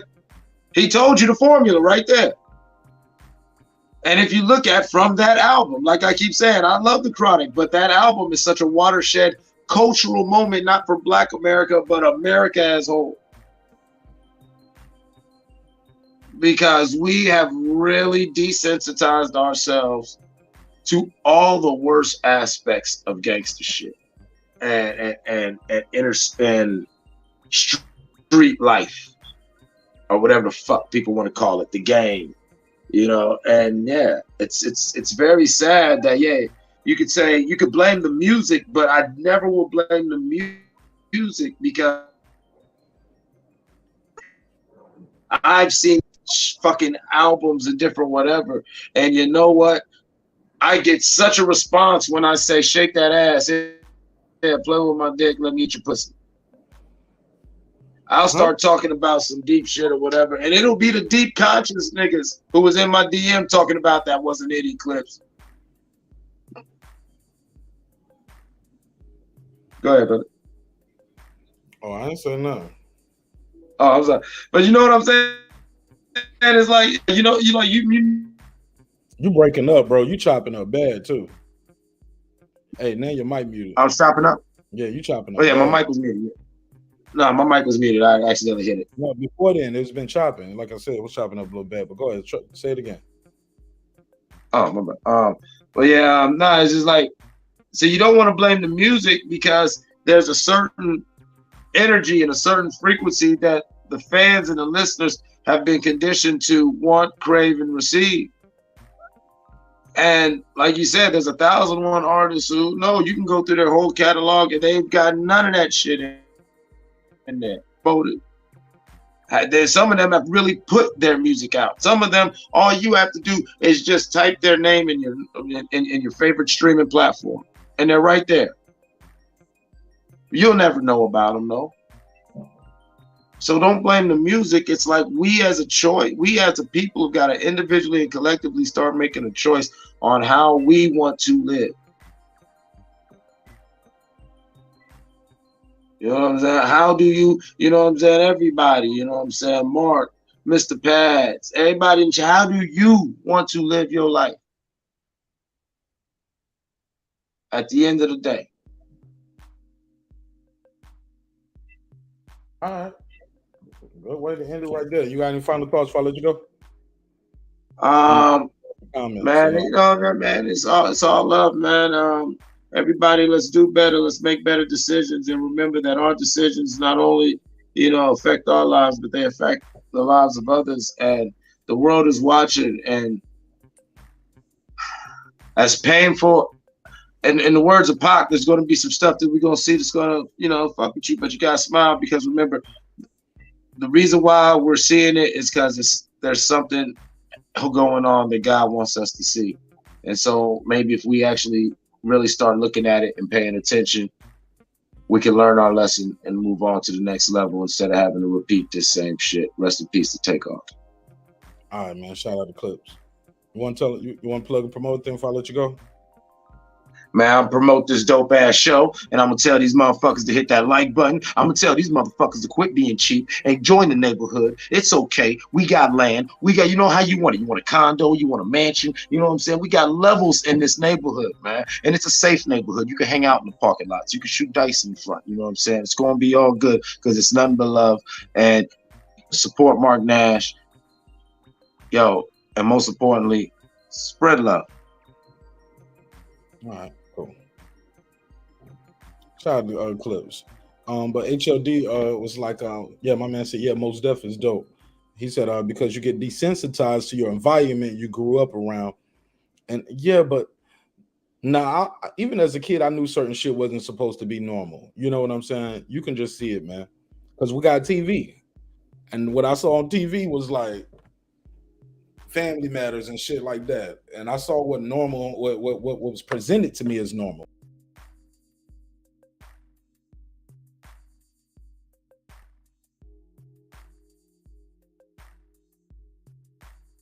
My bad. So how about that? Like, so it is a new normal going on. I get where you're coming from. It is a new normal because certain things that I see on TV now, I didn't see that as a kid growing up. So that's why when I don't see certain things as normal. She said the Jews has it all. The Jews have it all. Most Def moved to Africa for a long time, didn't he? Ill MC Moore. Yeah, he's back though. He's I did see him. Remember he did the Drink Champ, so did do a good album.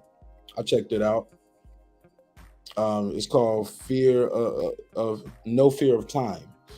It's him and Talib Kweli. It's called No Fear of Time, which is how a lot of people live their life. Like they have no fear of time and like just living for the moment sometimes. Certain people are not living in the light. I stay away from the darkness. Absolutely, TJ. You better stay away from it.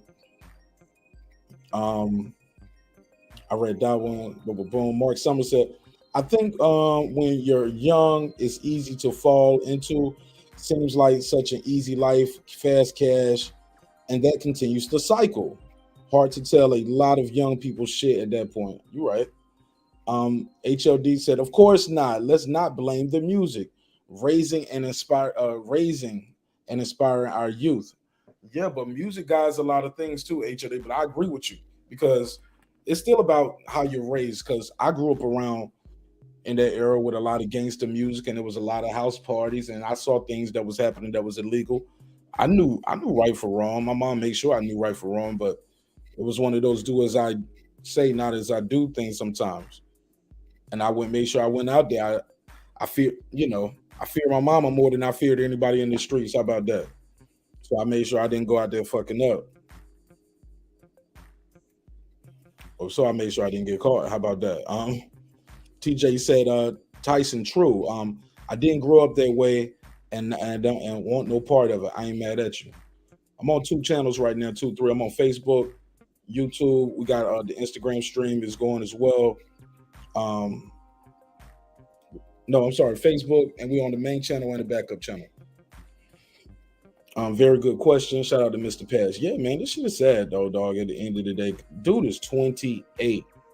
28. Very, very, very young. Very young. Too young for this. He said, RIP Takeoff. Mr. Pass in the building. Mr. Pass said, he was talking about Mr. Pass, I'm about to subscribe to you, homie. All right, cool. There we go. We're networking. He said, against the roast, I don't make videos, brother. Reggie Owens makes videos, though. He talks about a lot of societal issues, bro. And he's going to do a show on Takeoff, too. All right. Reg, what time you going live? He said, my starting quarterback senior year got shot. That's why the fuck I got out of VA ASAP. See what I'm saying? Yeah, check out my guy, Reggie O. Find out when Reggie going to go live. We could just go over there. He said, love Most Def and Conscious Rock. Absolutely. I mean, it's just good rap. Bars are bars, lyrics are lyrics. When it's dope, it's dope. This is my guy, Reggie. He said, folks can't blame Jews for this murder. Come on, Reg. You know they are. They're already doing it. Let me see if I got any of my drops right here loaded up. I ain't even in at the main studio, but nah.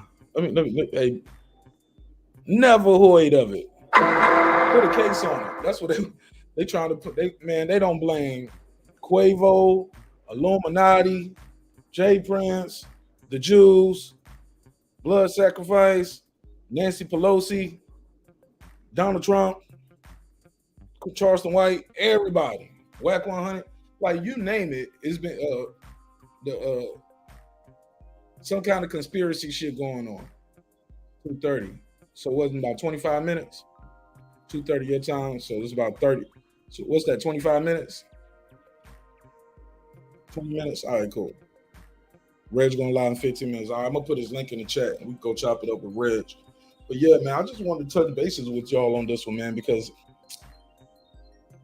we don't talk about solutions, yo. Nobody is talking about solutions. Nobody's talking about answers.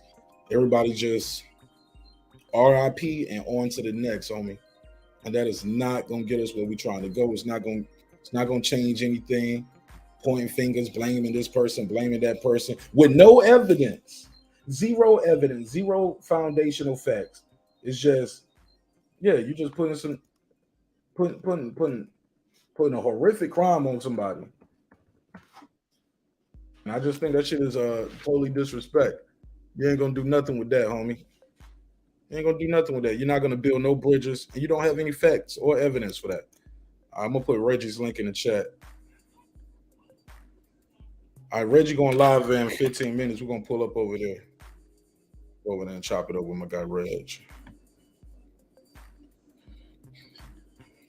All right. So where we at with? There you go.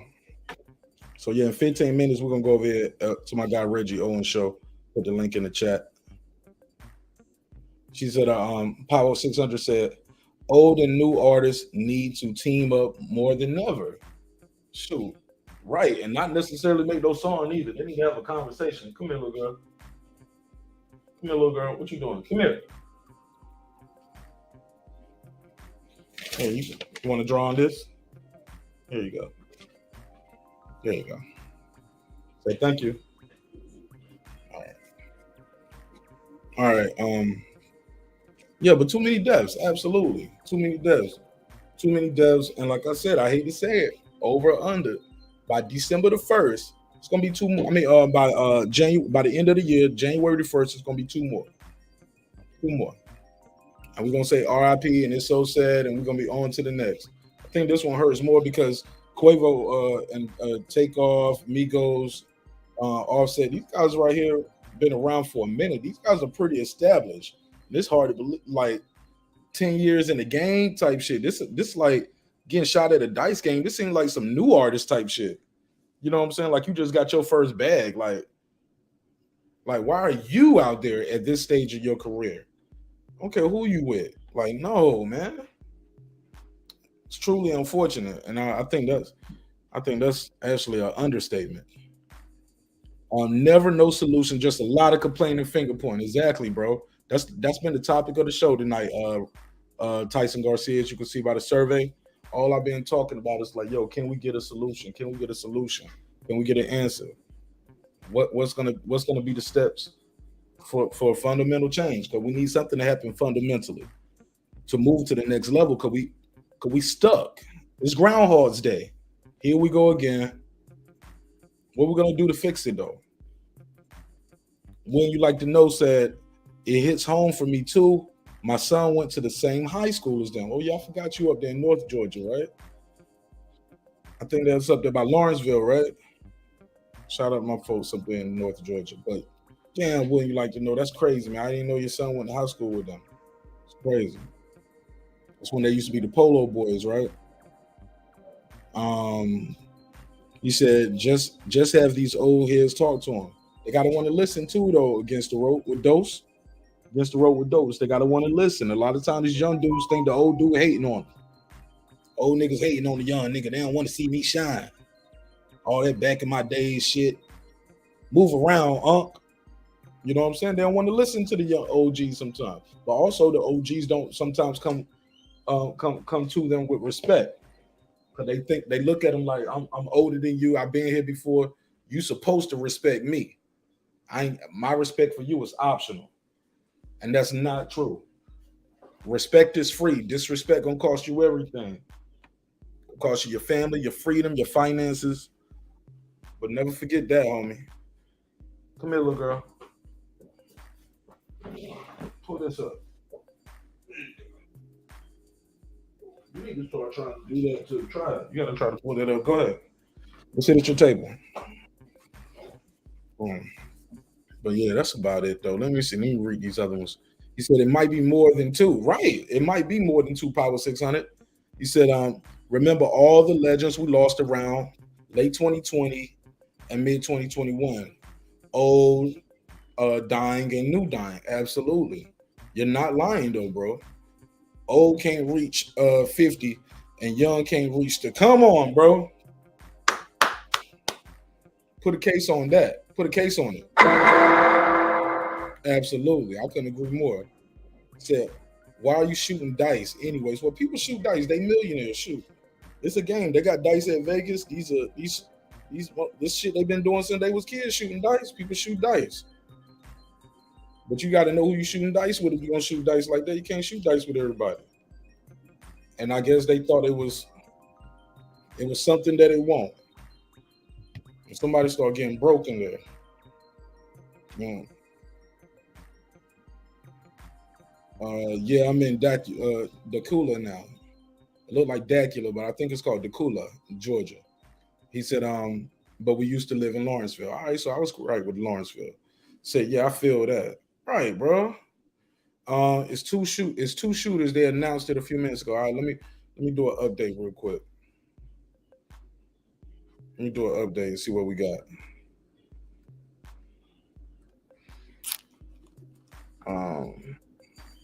What's it called? Okay.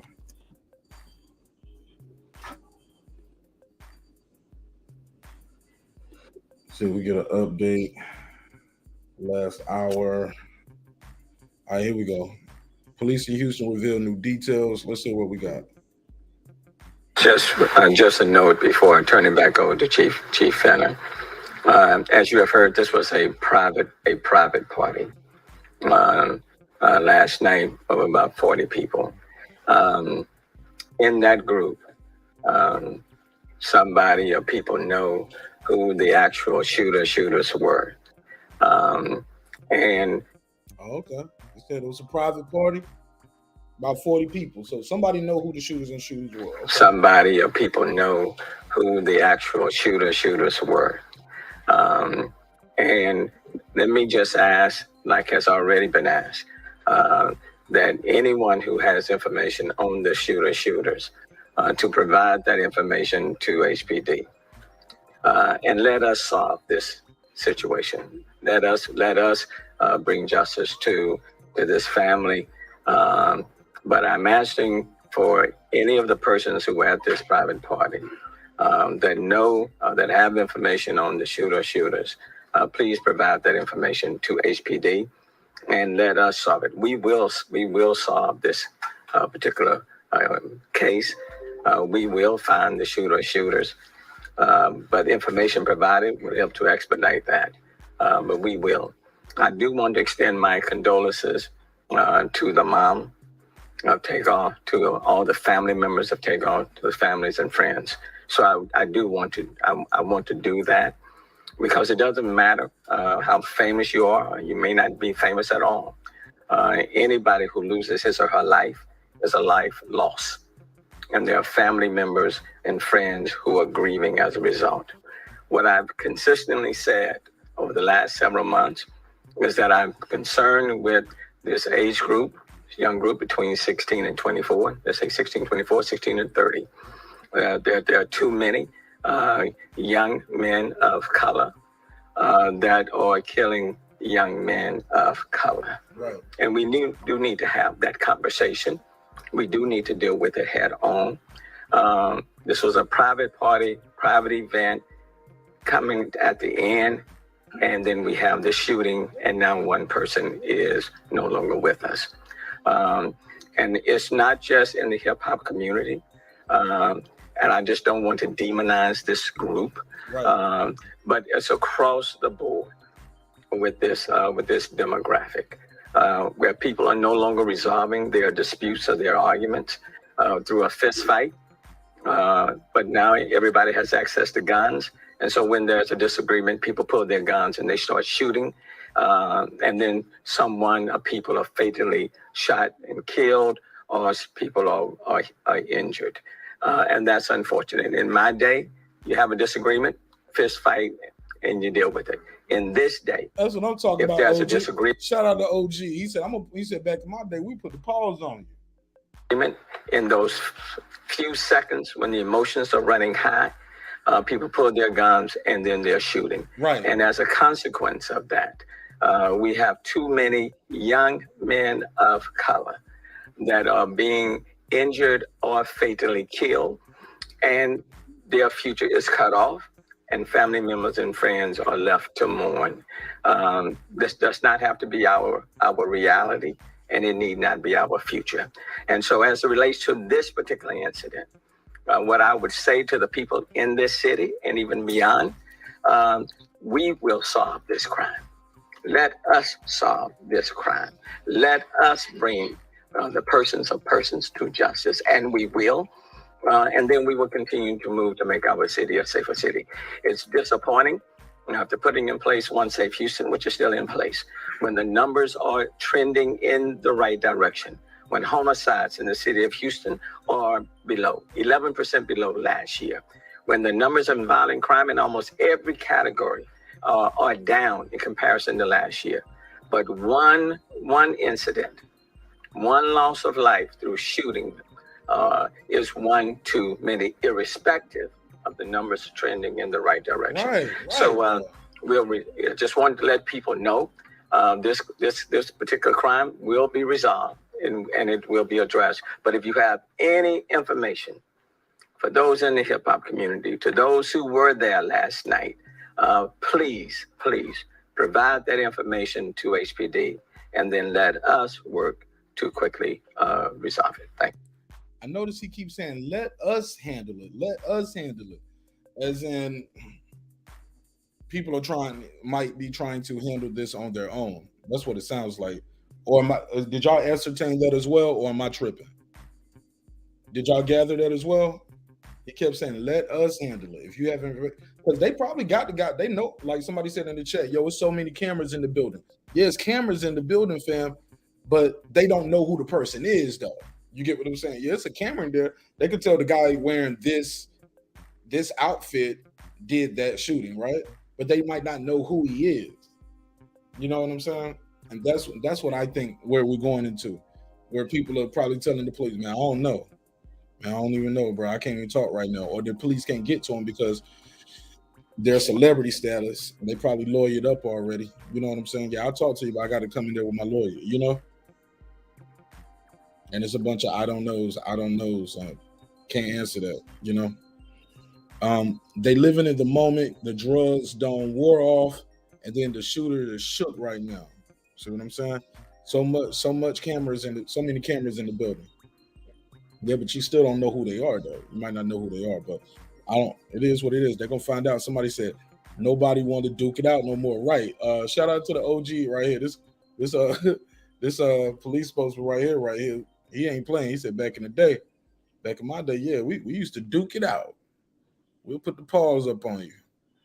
But now they don't want to do that no more. Let me see what is this press conference right here. Is this? Let me see. Fast forward. Is this the same press conference? From their family. Okay, this is a different one. Let's hear this.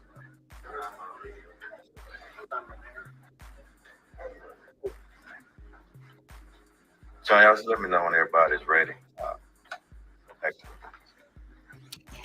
Hold on 1 second. Let me. It's a different press conference. Let me pull this one up, see what they're talking about. All right, this CBS News.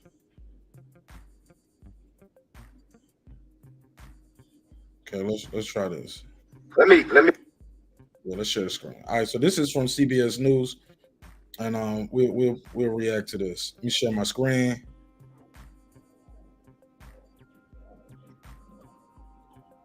Houston police.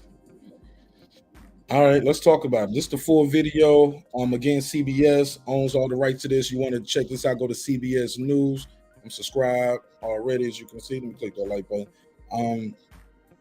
And this says authorities provided updates on their investigation. This was 68 minutes ago into the fatal shooting of the Migos rapper Takeoff, who was killed after attending a party in Houston. All right, let's do this update. Let me speak to the human element first before we do anything. Let's go, boss. Talk that shit. I spoke to this young man's mother just an hour ago. Flew in here from out of town. I want everybody to understand the pain, the suffering of a mother. Very tough.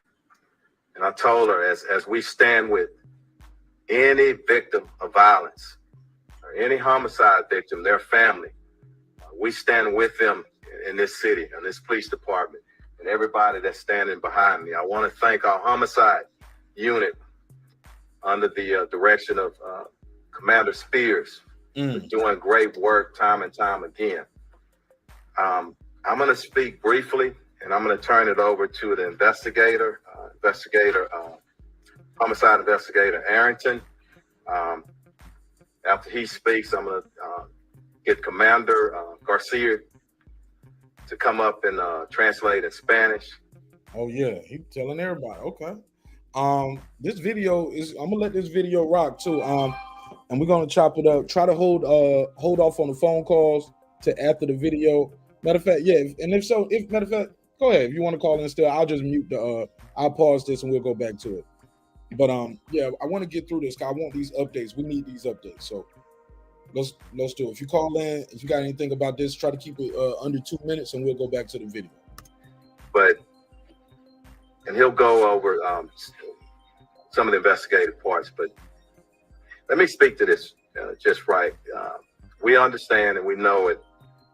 This morning at about approximately 2:34 a.m., officers received a call, shooting in progress.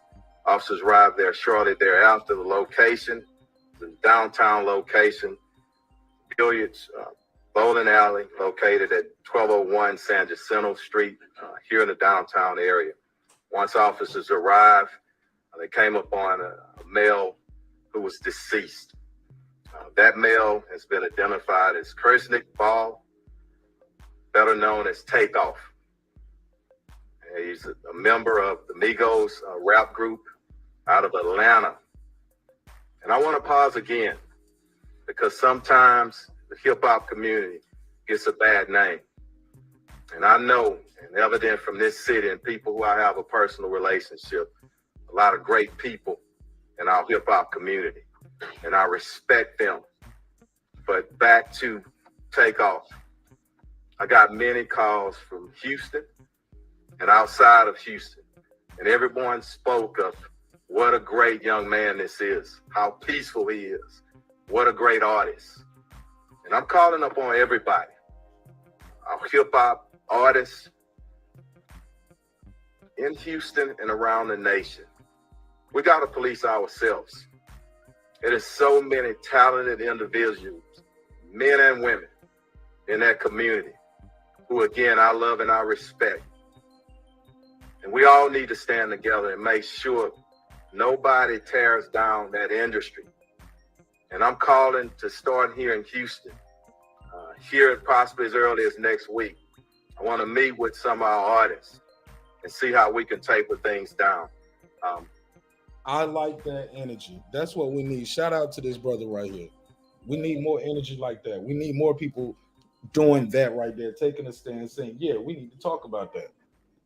Right now, I'm going to turn it over to the investigator, and we'll our commander translate, and the mayor is here for questions as well. But I want to pray for, ask that we all pray for his mother, his family, and all of his friends who are in deep pain and shock still right now. Thank you. All right, I'm gonna go before they do that. My wife just came in. Go ahead, baby. Tell her. Okay, never mind. She said it hits a little too home to her. You know, she from Atlanta. She said it's a little too soon for her. All right. All right, what y'all but look, I like what this I don't know if he was the chief. I don't know his ranking in the police department, this man, but I like the energy that he's talking about, like, hey, meeting up with the community and these other rappers in the community and trying to formulate a plan. You got to have a plan, right? Investigator, come on up. So this is the investigator. Thank you again, Chief, and thank you all for coming here. And good afternoon. I'm Sergeant Michael Arrington. I'm a sergeant with the Houston Police Department's Homicide Division. And earlier this morning, as he said, our patrol officers received a call at approximately 2:34 a.m. of a shooting just occurred at the 810 Billiard and Bowling Alley. From there, we were notified that there was a single male who was shot and pronounced deceased on the scene on the third level just outside the front door. We were also informed that two other individuals had reported themselves by personal vehicle to local area hospitals on their own, both of them with non-life-threatening injuries, but a 23-year-old male and a 24-year-old female.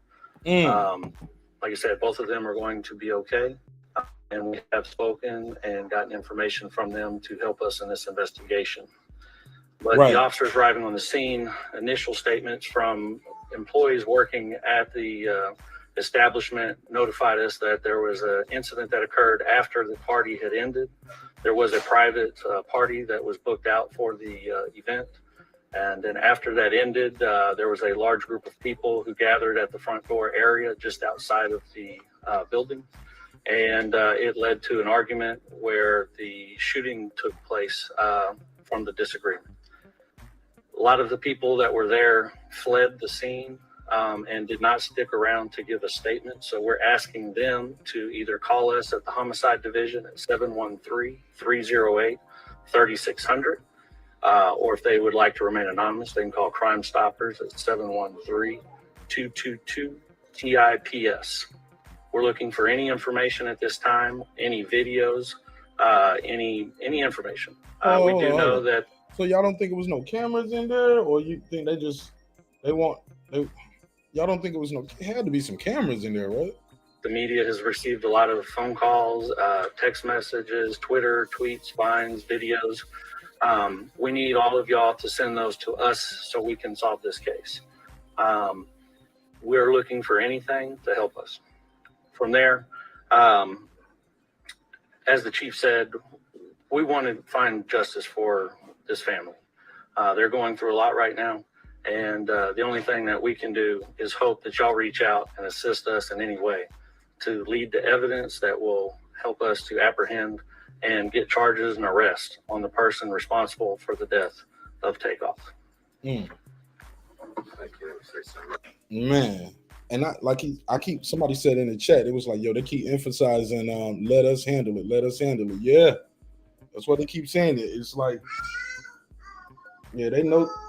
I guess the people they're talking to sounds like they're not getting what the information that they need from these people, because they keep saying, let us handle it. You know what I'm saying? So go to this. Just a follow up. I just want to say something to our city, Houston. Every brother and sister in the neighborhoods, I'm calling you to action, to step up. There were 40 people at least at this event. Right. And people left possibly out of fear. Yep. I ask you one thing, and I want this to resonate with everybody. What if it was your brother? What if it was your son? You would want somebody to step up. So please step up, get the information to us so we can bring some closure to this family who's hurting right now. Commander, wants to translate for us. Thank you. I'm gonna skip through the translation. Muy buenas tardes a todos ustedes.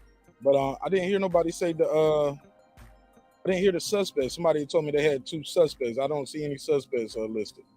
Okay, I did the speech from the OG right here. We already did that one. Look. The numbers of violent crime in almost every category. So let's go. Okay, nah, we didn't hear on this. People are fatally shot and killed, or people are in. And it's not just in the hip hop community. Okay, now we read this one already. Putting in place, read this and one. then let us work to. Let's go. All right, let's go back. Speculation on social media that Takeoff may not have been They taking questions. involved in the beef, whatever went down. Is there any indication that you think was caught in some sort of crossfire, or even perhaps shot by a associated? I don't want to speculate, but I do want to. What's fishy about it, dog? Motherfuckers arguing, money involved. People get angry, people get shot. That's what happens. A lot of times, man, it's not no big ass conspiracy. It's just as simple as somebody getting emotional, and guns and bullets come out. It's not always some Illuminati shit, y'all. It's not always some blood sacrifice. Sometimes people are just people. They get loud, they argue, and they commit violence to each other. It's not always no secret society pulling the strings to get somebody killed, bro. It's not always that. I'm sorry. And if you say that, you got to come with something other than your opinion. I ain't just talking about you, Dose. I'm just saying in general. Like, we can't always just say, yeah, it's a conspiracy, it's a conspiracy. Where's the data? Who told you? You just saw a compilation put together and you assume that? I don't know. Let's play some more of this audio. Based on what people say about him, he's well respected, non-violent. I would not expect him to be involved, okay? But I do want to wait on the investigation. Now, who they asked about being involved? Too quick. Speculation on social media that Takeoff may not have been involved in the beef, whatever went down. Is there any indication that you was caught in some sort of crossfire, or even perhaps shot by a? So he asking about what they saying on social media. Look at the cop cutting his eye at him like, man, don't ask me that. Based on what people say about him, he's well respected, non-violent. I would not expect him to be involved, okay? But I do want to wait on the investigation. But we have no reason to believe that he was involved in anything criminal at the time. Just as people describe him, a very peaceful, loving, great entertainer. Somebody asked what's in the dice That's still part of game. the investigation. I don't want to speculate on that. I want to determine that, and we're still on the early stages. It's only happened a few hours ago, I meant to say. So go ahead.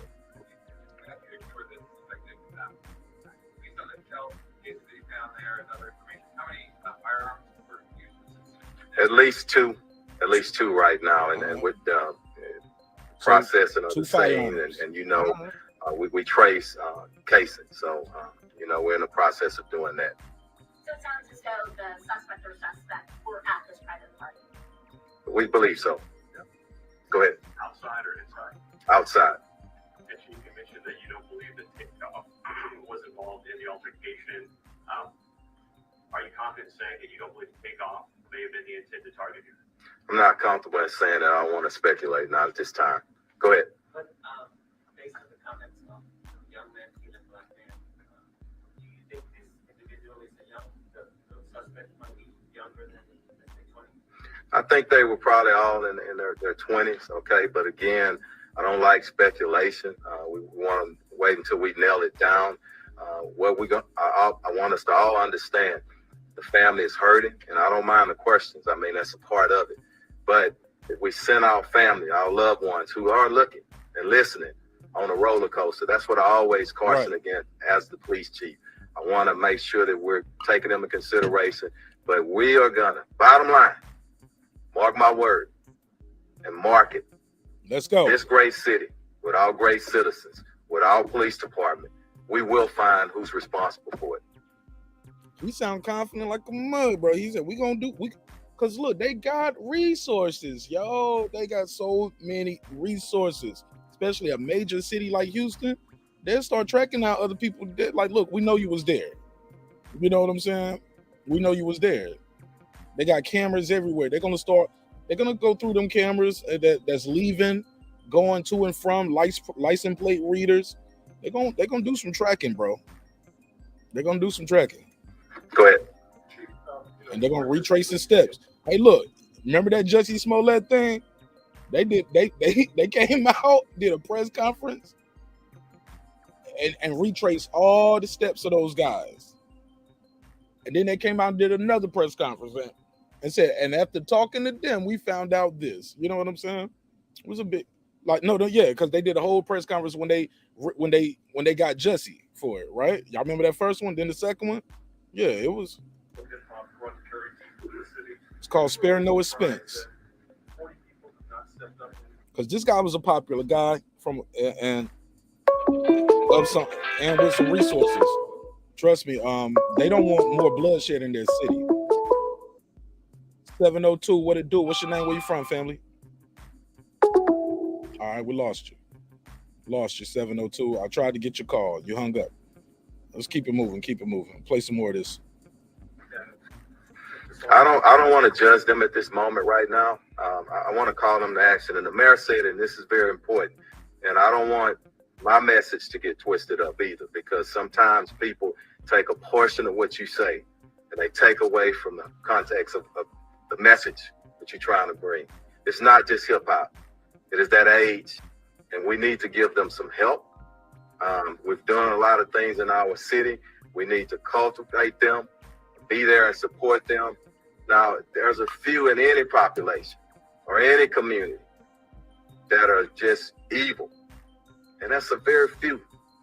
And I don't know the backgrounds of these people. Let us find out who did it. Let us do our investigation. But those individuals that I talked about that are committing crime after crime, don't know if this is the case here, but we do have at least two individuals pulling triggers around here. Right. We're going to get them in custody, okay? I don't want this cop looking for me. He earned them 4 stars on his collar, bro. I do not want him looking for me if I did something wrong. Let me hear this again. And the way he tapped his desk, like, oh yeah, we got 2 individuals around here pulling triggers. And early he was like, mark it. Mark my word. We gonna find them. Mark it. That are just evil. And that's a very few.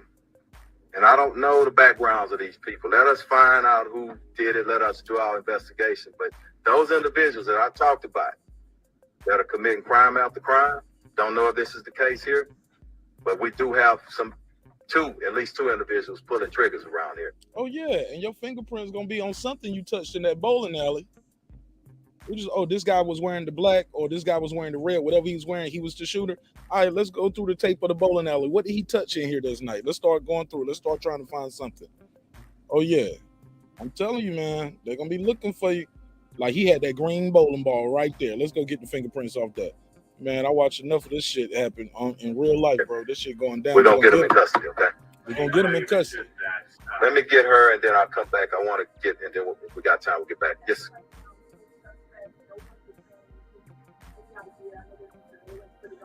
We're viewing it as part of the investigation, and that may uncover something. But the best thing that we have is, even if we have a face, the best thing somebody can stand up, because somebody knows it. Right, because she talking about the camera and shit. Like, yeah, even if that's what I was telling y'all. Yeah, they might can have the face, they might can have the outfit. They know what he looked like, what he was wearing, but they don't know his name, where he at, what he looked like. They know what he looked like. Surveillance footage. We're viewing it as part of the investigation, and that may uncover something. But the best thing that we have, because even if we have a face, need a witness. The best thing somebody can stand up because somebody knows exactly who it was. Yeah, they need a witness. And I'm really confident that somebody's going to step up. Anybody over here, and then I'll come back to you. Go ahead. And I'll come back to you. Go ahead. We don't know that. He rubbing That's his face still like, part of the investigation. he's like, At I some already point, answered I that. think there was a disagreement on something, and we're still trying to determine that and work that out. But Right. again, once we determine it, we'll put it Hold out on, let me there. pause it real quick. Okay? Let me go to this comment real quick. Shout out to Tracy Larinette. She's how you say that? Laroe? I don't want to mess that up. Tracy Laroe. She said all the witnesses are making posts on social media instead of telling the police. And guess what? The police gonna reach right out to them via their social media posts. But they're gonna have that exclusive footage. And they want to post their exclusive footage instead of going to the police. Police gonna walk right to them. And don't lie to them, because then you lie to them, then you gonna go to jail for obstruction. So nah, don't lie to them. Oh yeah, they're gonna find out. They're gonna find out, Tree. Wealthy brother, mad over money. It happens. It happens though, dog. Go ahead, sir. Chief, is there anything you can share with us about the private party? I don't know right now, just the private party at that location. It's going to be part of the investigation. We need to talk to management. We need to talk to individuals who were actually there. A lot to go in this investigation, still early on. Go ahead, continue. Can't hear the questions, but I can hear his answers though. Questions real low. I don't think it's St. John, it's just Houston. I think it's society. Right. And I've said this probably 1,000 times, over the last year and a half or so. Nobody knows, okay? This thing with COVID, criminologists are going to be studying this here for years, So go ahead, Mayor. Let me address that, because I want to make it very clear. Oh, he don't grab the This is mic. not a Woo! He don't grab the mic. So Oh, nobody knows. hold on, he don't jump in. Over the last year and a half or so, nobody knows, okay? This thing with COVID, criminologists are going to be studying this here for years, So go ahead, Mayor. Let me address that, because I want to make it very clear. Let's go, OG. This is not a Houston unique situation. Right. And I know all this year and all these months, people have been trying to make this a Houston unique situation. Just this morning, I'm looking at all the crime stats of all of the major cities. Okay. Houston is not the worst city. Far from. Okay. Every city in this country is facing issues. Right. But the good news in this city, what I can say, is that we are trending in the right direction. We have 46 fewer homicides this year than we had last year. If it was 46 more than last year, you'd be hearing about that. And you would be reporting on that. But if you had, I don't know the number, but he said 46 less. What 46 less than what? I would have liked for him to say that number, because people always say that because it still sounds bad. Like I'm gonna just shoot a number out there. If last year you had 2,046 homicides and this year you had 2,000, people are gonna be like, okay, it's 46 less, but it's 46 less from 2,046. Come on, like now if it's 46 less from 100, you had 100 last year, you have 46 less. Okay, that's a dramatic change. But if you have 46 less, then what? I don't know. I got to put a case on him for that one. Yeah, I got to put a case on him for that one. One more. Say the numbers. Say the numbers, though. But no one is reporting that we have 46 fewer homicides this year than the same time last year. Homicides 11% below where we were last year. But I will say this. This was not an incident that happened just like in an open club. Right. Where people can come in and come out and nobody knows out here. But this was a private event. VIPs. Private event. About 40 people. That means there's some invite only type shit. And based on the investigative, about 40 people. 40 It people. is important for the hip hop community, for everybody else, for the city, for the family. It is important for those who have information on who the shooters were, to make that information known. There's a responsibility and accountability on all of us. Angel Hill, you're right. And that's why I want to deal with the subject matter, that there are too many young men of color that lives are being cut short from other young men of color. And that has to stop, because that's tragic. Yep. And so I want to again to plead to the persons who were there, who have information on who these shooters were. Give HPD, law enforcement, that information so we can solve this situation sooner rather than later. So you don't have others out there trying to solve it for themselves. Right. Okay. We owe that to Takeoff's mom and to the family. And I want the mother to know and the family members to know that this city is praying for them. And we value their family members' life. Okay. And we intend to solve it. And that's why we're all standing here. We intend to solve it. Okay. Because these type of shootings just can't happen, and then we move on to the next one. Thanks, Mayor. I'm going to take a couple of more. Somebody who hadn't asked a question yet. Before I do that, shout out to my guy, Coach Malachi Williams, New Media Today USA Boxing in the building. What up, Coach? How you feel, my brother? He said, yeah, man, this brother dead serious. We're talking about this officer right here. He dead ass. Somebody said, she said, you said it close enough. Tracy LaRue. She said, I said it close enough. All right, cool. Easy investigation, private party. Rebecca Garcia in the building. She said, they said it was private only for rappers or people that, I don't know who said people who have money. I don't know about that part. Because some of these people, they might just know him. You might be the weed man. This guy got the pistol. This guy right here got the hookup or with all the girls. And, I don't know if it's people that have money. But yeah, it's definitely some broke people around there. Some regular folks who just found a way. But yeah, it was for about a small event, about 40 people. But yeah, it definitely was some regular people there though, it seems like, right? Somebody said Coach in the chat. Hey, that's my guy. All right, let's play some more of this. We right here at the end too. Go ahead. It's about 5 Was minutes. his uncle Quavo there when the shooting occurred, and is he working with investigators? I'm not sure exactly who was there. We're gonna determine that. I don't say that anybody hadn't been working with us. It's just happened 2:30 a.m. this morning. So we expect family members and everybody to work with us, and we'll get with you on that. Who was it? One. Go ahead. The people who were injured were they shot also, and were they friends of Takeoff? We don't know the relationship right now. We just know that they're in the hospital. I think our investigators had an opportunity to briefly talk with them, but they're being tended to. So we'll get back at them maybe later on today or tomorrow. Yeah. Yes. Go ahead. Chief, I wanted to go back to something you mentioned earlier. Outside of the blanket call for evidence to be able to come forward, as kind of we're used to hearing, I felt like you had a moment there where it almost felt personal here. And I'm just curious for everyone to hear one more time. For the dozens of witnesses who saw this play out, what is your message to them? You asked for my personal, and I don't like to put it on Troy Fenner, but I'm proud of my city. I love this city. I love this department.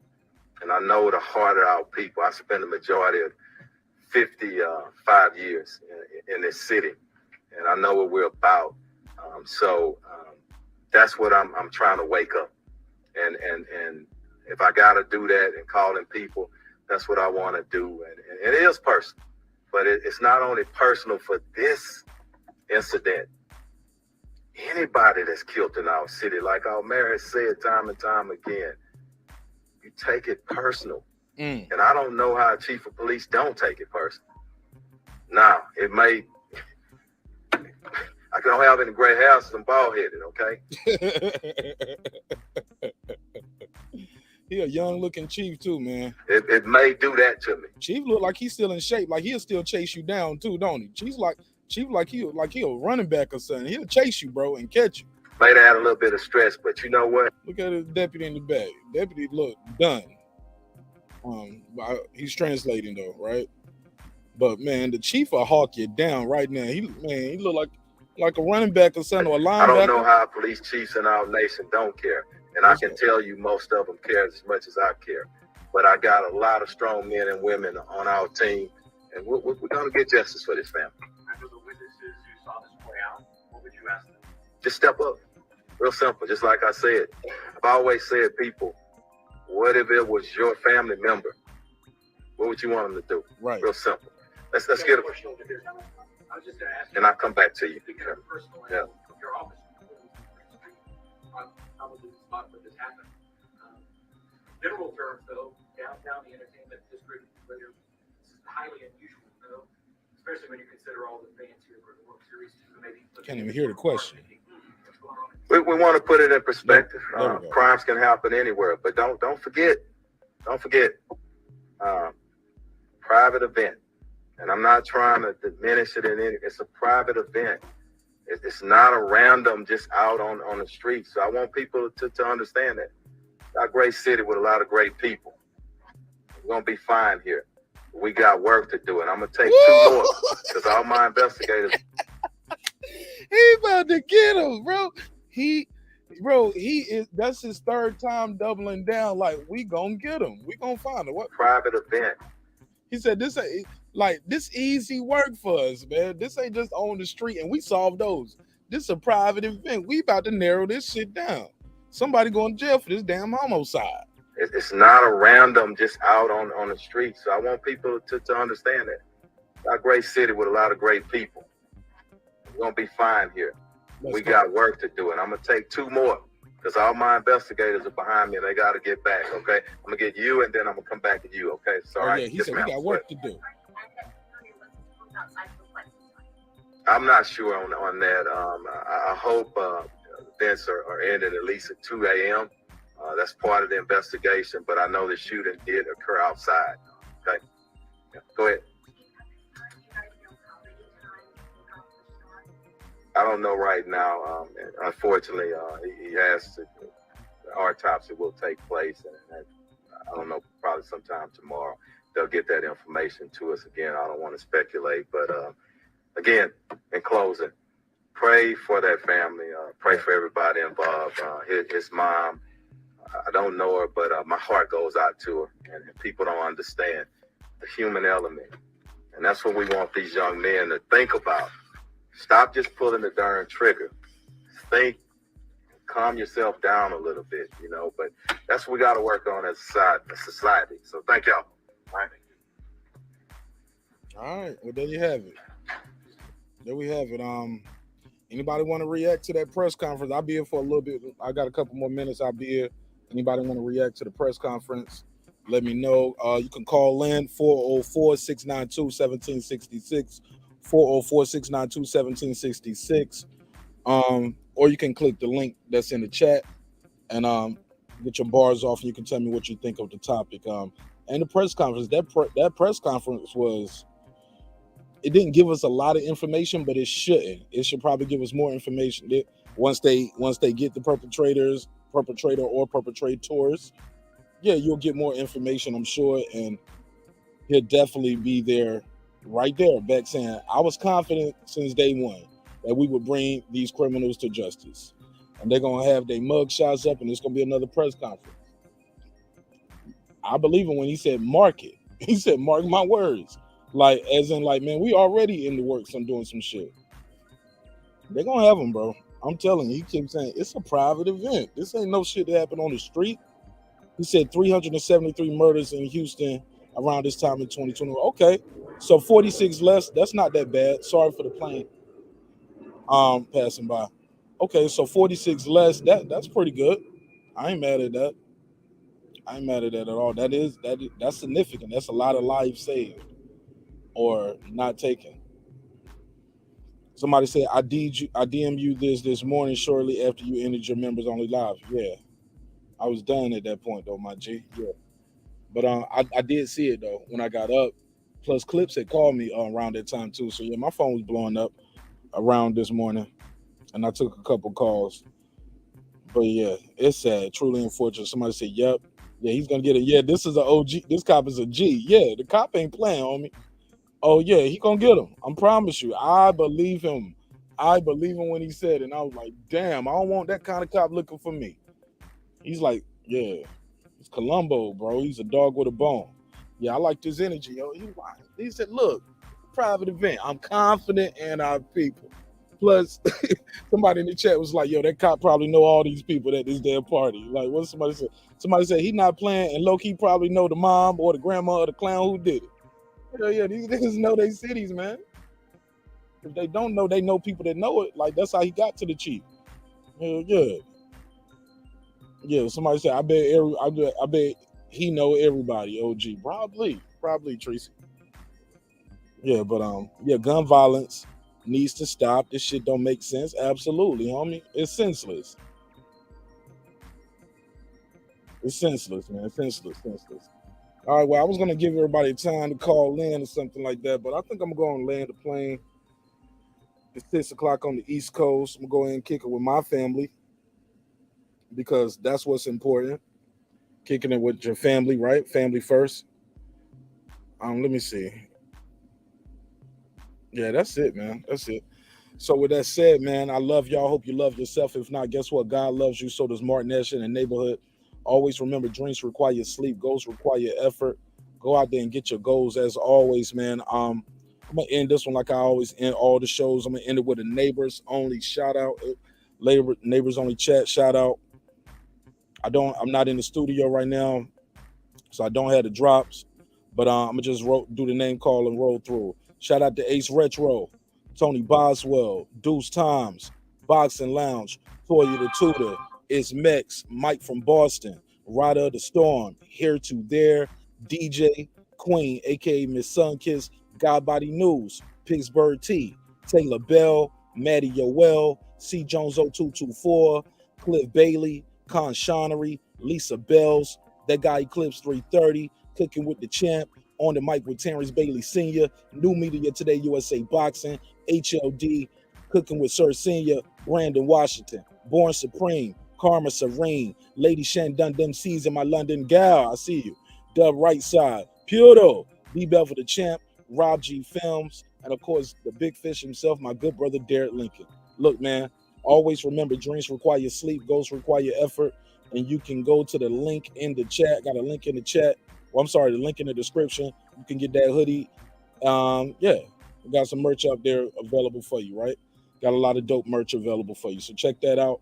My final thoughts on this right here is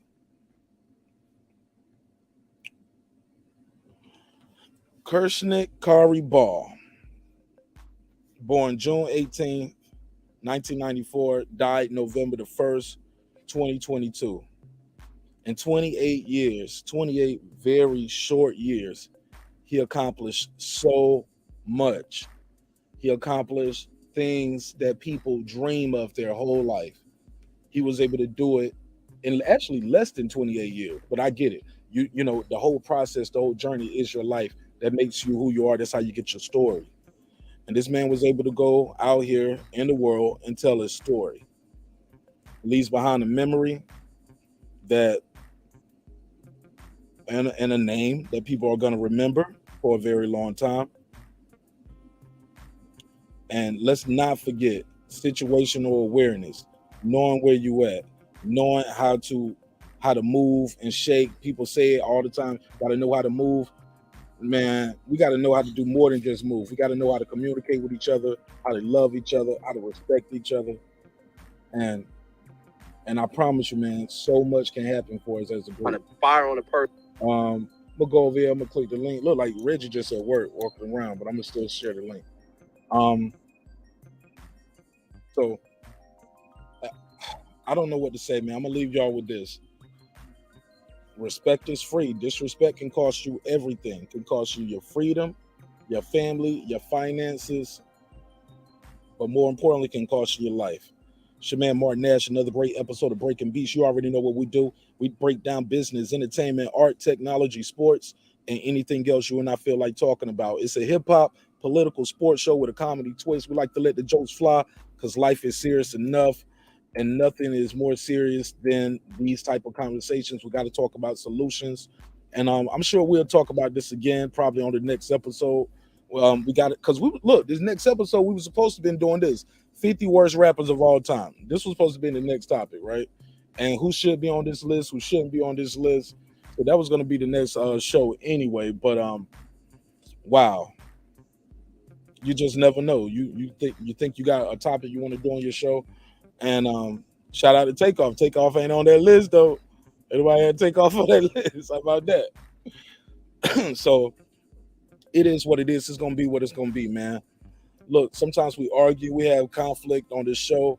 I put Reggie's link in the chat. We're gonna go over here and listen to my boy Reggie. Oh, check him out. Got a good show. I met him in Vegas a couple weeks ago, and yeah, man, cool dude, man. So go over there, check his show out, subscribe, tell him Marq Nash sent you from the Breaking Beats neighborhood over here. And look, man, always remember, I love you, man. Go out there and tell somebody you love them, because tomorrow's not promised. Shit, today is not promised. All right? And also, never forget this important message. I built this shit. Me. Brick by brick. And I'll be damned if I let you tear it down just because you don't like the way another nigga talk. Drive, motherfucker. This that squad sound.